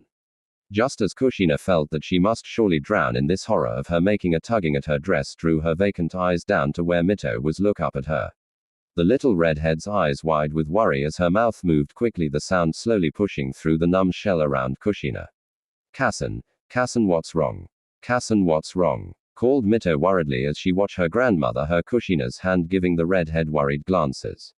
Something in Mito's worry seemed to reach Kushina as sudden smack came to her, as if her own mind was forcing itself back into action. No, this isn't you. Stop hurting them, screamed a part of Kushina as she found herself dully responding to the stronger voice. Right, I won't. I fix this. No, I have to fix this. It's time to act like the Kassen you're supposed to be for a change. You have to. You can't let this be about you. Never again, she thought as dully the pain in her hand came to her, along with her the other senses which she ignored as she reached down to whip a stray tear from Mito's eye, causing her youngest to blink up at her. Nothing's wrong, Mito-chan. I promise. Don't worry, and I'm sure your Anarchy will be there with you. After all, we can't have an Uzumaki training without all of us. Managed Kushina as she saw her daughter's face light up in a smile before she pulling her daughter into a tight embrace, looking sadly past the girl's red hair to the pair of women watching her. And by Kami, nothing is going to stop me from making it up to you, Sochi. She thought to herself as she tried to fight back her own tears. Tsunade and Shizune only looked down on the crying mother, watching the emotions in her face changing slowly to one of determination. With a small breath, Tsunade turned her gaze to her student, who was now looked at her as well, the same uneasy look upon both of their faces. This was not something they had been prepared to find, but it was before them now, and all that was left was to choose how they would see it. Meanwhile, across the village, Naruto and Hinata shivered into view just outside the Hokage office, their Anbu guards releasing their shoulders as they turned to see their final member nodding a porcelain cat mask towards them. Okay, boy, I can take it from here. Now go get yourself cleaned up. You look ridiculous, stated Neko as she steered Naruto and Hinata towards the Hokage's office, leaving the painted Anbu to vanish a moment later in another shiver of leaves. As the teens were steered forward, the doors to the office swung open, revealing Minato sitting behind his desk with several shadow clones going about filling out forms, while the original sat with his back to them, his eyes facing out across the village through the open window before him. Thank you, Neko. That will be all, called Minato in a crisp voice as Neko bowed slightly, shining away a moment later. As Naruto and Hinata watched Minato dismiss the clone gathered about him with a simple flick of his hand before turning to face them. Despite the anger he felt towards his son at that moment, he could not suppress a small twinge of pride as he saw the leaf headband sitting upon his blonde brow even as he set his hands before him, figures interlocking above which his impassive gaze sat. Pushing that to the back of his mind, however, his focus turned back to why his eldest was currently sitting before him. So Naruto, would you mind explaining to me why you and Hinata there decided it would be a good idea to vandalize the Hokage monument for your own amusement? Began Minato with a tone of disapproval as he tracked his sapphire eyes between the two newly minted shinobi. At the man's words, both teens felt themselves straightening slightly as if on instinct as they gave each other small worried glances before Naruto swallowed, stepping forwards to speak but finding the words somehow lost to him. Well, I'm waiting. Minato continued as he looked into his son's blinded sunset eyes. Knowing of having his father angry with him and actually facing it becoming two very different things as he now stood before the man's intimidating gaze. For all his determination at his father's words, Naruto found himself all but paralyzed, his mind racing in a circle, desperate to gain ground but finding nothing that could help it in this current situation. Thankfully, Naruto's mind contained a guiding hand for just such circumstances. Seedling, snap out of it, called Juubi, causing Naruto's mind to quiet slightly at her words. Juubi, manage the team, before the woman's voice rung out again. Good, now be quiet and listen to me. Don't worry, just say what I tell you to and it will work out. Understand? Called Juubi, kick-starting the boy's mind back into life. Still a little dazed, Naruto mentally nodded at this, hoping Juubi could help him with this somehow. Well, you see, Hokage-sama, I simply wanted to announce the good news to the village in a place where it could be seen by everyone and the monument wouldn't really interrupt anyone's work or endanger the village, so it seemed the only place. Replied Naruto, repeating exactly what Juubi was saying to him. And pray tell, what complications were those that you were avoiding? Questioned Minato with an air that made it clear he was not buying his son's defense. Well, Hokage-sama, if I put it up inside the city, it could have obscured business as well as gotten in the way of civilians and possibly shinobi activities. The city walls also would not have worked it. It would have inconvenienced the guard station there, possibly putting the village in danger, replied the boy. This caught Minato slightly off guard. Something about how his son was speaking was off to him. However, even as he considered this, the boy's argument took his attention. He does have a point about the wall in the town, but that still doesn't explain the banner itself. Minato thought, looking back to Naruto. Yes, that is all fine and good, but that is assuming that you needed a banner to declare it to the town in the first place. So, mind explaining why you needed that to tell everyone that you two were dating? Asked Minato, letting a little bit of anger leak into his voice as he tracked his eyes between the pair, quickly growing tired of debating this with his son. Well, I can only say that I wanted the whole village to know about it without it having to go through the rumor mill. If it did, it could have come out as something else and tarnished the Hyuga clans and the Namikaze's name. I mean, rumors can start about anything nowadays. Now everyone knows that we are together, so rumors won't be able to fester. Replied Naruto with the same calm responses as before, still seeming slightly off as the words tumbled from his lips. Rumors are nothing compared to the Hokage monument which you disgraced. It is a distinguished part of this village and your stunt was little more than vandalism. Disrespecting that mountain is disrespecting Konoha. Replied Minato, rising from his chair and resting his hands on his desk as he looked down at his son. If that is the case, Hokage-sama, why was it left completely unguarded? Asked Naruto, his question momentarily catching Minato unprepared. Before Minato could pull his anger back together, Naruto pushed his advantage. If it is as you say such a distinguished part of the village, then shouldn't it be under some kind of protection so that I, without even being a ninja, could set something like that up? I assumed it wasn't all that disgraceful considering how easy it was to string up the banner. I mean, not even one person came to ask what I was doing and I was there all morning. Continued Naruto, his words snapping together for slowly form a perfectly reasonable excuse for his actions. From beside Naruto, the pale-eyed Hinata could only stare open-mouthed at her boyfriend as he continued to debate with his father over the banner and wonder how Naruto was managing to come up with such a good explanation. He had just said to her that he wanted to let everyone know how much he liked her when she had asked him. Now he sounded like a Nara explaining his answer as if playing out a larger chess game. Besides, Naruto continued, her putting one arm around Hinata so that her thoughts were suddenly smothered as a rose-tinted blush worked its way up her cheeks. I wanted the whole village to know I had the most beautiful girl in the village as my girlfriend, Databio. He finished, causing the Juubi to facepalm slightly from within in mind. And he goes off script, and he was doing so well, sighed Juubi as he gazed out a second later to see Minato pulling himself back together, a sense of dread accompanying that shift. I see, Minato said, sitting back down in his chair and looking between the two as he thought drew in a deep breath, his tone a small smoldering thing that spoke of the anger he was containing. So, you have time to spend all morning setting up this prank. You have time to practice an excuse, and you do this all without taking the time to think what this would mean to the village and to your family, stated the Hokage, each word dripping with obvious anger. Naruto, this is the reason that you haven't been being trained like your sisters. You're still not thinking things through. You're behaving like a child, and I'm not even sure I shouldn't take those headbands from the both of you right now until you have proven that you are mature enough to be Shin Obi of this village. Why can't you act like a member of the Namikaze family is supposed to? Finished Minato in the same voice heavy with disapproval, his own lies being read like a script just as Kushina had only hours before. The reaction to his words was immediate. Naruto stiffened for a moment as twin flashes of sadness and anger swelled up inside him as he gazed at the blonde before him. At the same time, from within his mind another figure snapped as well, his pure rage pouring out in such a flood that Juubi was forced to focus upon it, leaving Naruto alone for the moment. So, the sadness closed in, the cold reality of what his father's words meant, and with that the flash of anger at him, not just for his callous words, but that he would dare threaten his Hinata-chan like that. From beside him, Hinata felt more than she saw the sudden shift in the boy beside her. His emotions as bare to her as chakra was to the Byakugan. With that clarity came a sudden fear that if they weren't careful, the two might lose more than they could believe. Shaking herself, Hinata turned to prevent this even as one hand moved to gently cup that of the boy's. Hokage-sama, she said softly, drawing Minato's attention.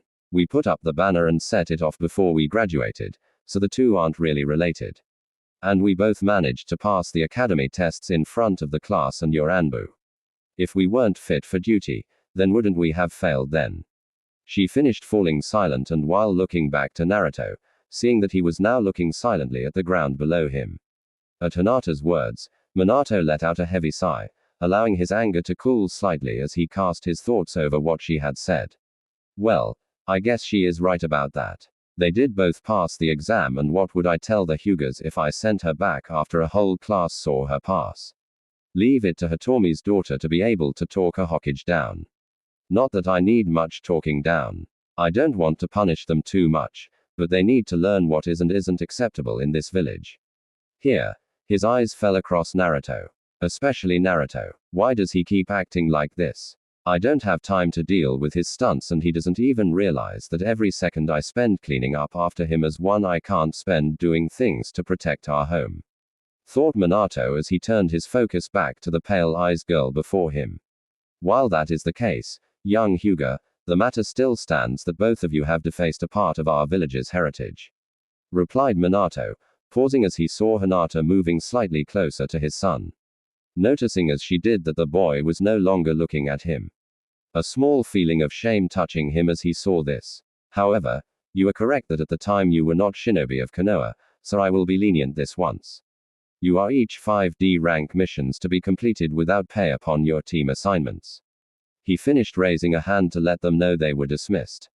Hinata could not help but breathe a sigh of relief at this, thinking how all things considered they had gotten off easy. Now her attention turned back to the blonde who had not moved since his father's comment. May we go, Hokage-sama? Asked Hinata looking to get Naruto out of the office as soon as possible. Yes, you may go, replied Minato as his eyes dropped down to his desk as he began to look around at the scrolls S. Strewn out before him, not watching as Hinata slowly lead Naruto out of the office. As they reached the door, however, a thought occurred to him. Wait, I didn't find out what that whole Uzumaki thing was about. Wait, he called towards the two retreating figures just as they reached the door, drawing their steps to a halt. Naruto, I need to ask you something, said Minato, prompting Naruto to turn slowly to face him with his face still bowed, either unable or simply unwilling to look the man in his face, hiding the small tears that had formed after his father's comment about his place in their family. Why did you have your name up on that banner say Naruto Uzumaki instead of Namikaze? Asked Minato with some genuine curiosity in his voice. The response he received was not what he had expected. A soft and sad little chuckle exited Naruto's lips as he bowed his face up to look at his father in the eyes. Minato noted the formation of tears in Naruto's eyes but dismissed them as nothing, thinking he was simply sad at getting punished. Well, Hokage-sama, like you said, I've never been very good at being a Namikaze. So, I decided I'd try and see if I could do better as Naruto Uzumaki. Naruto said, looking into his father's eyes before turning back to exit the room hand in hand with Hinata. Silence followed his words, a silence Minato sat in, stunned at what his son had just said, replaying the words over and over in his head, trying to understand what the boy had meant. Then, just as his iron resolve began to crack and doubt began to creep in, there was a knock at his door, and in walked his secretary with some more files to be handled. With the prospect of more work ahead, his emotions found themselves once more second to his duty. After all, he was the Hokage, and his first duty was to the village. Words he would someday damn himself for believing in. So guys, what do you think about this Naruto story? Tell me your opinion in the comments. And if you want more Naruto What If stories, make sure to subscribe to Universe of Naruto. Thanks for watching.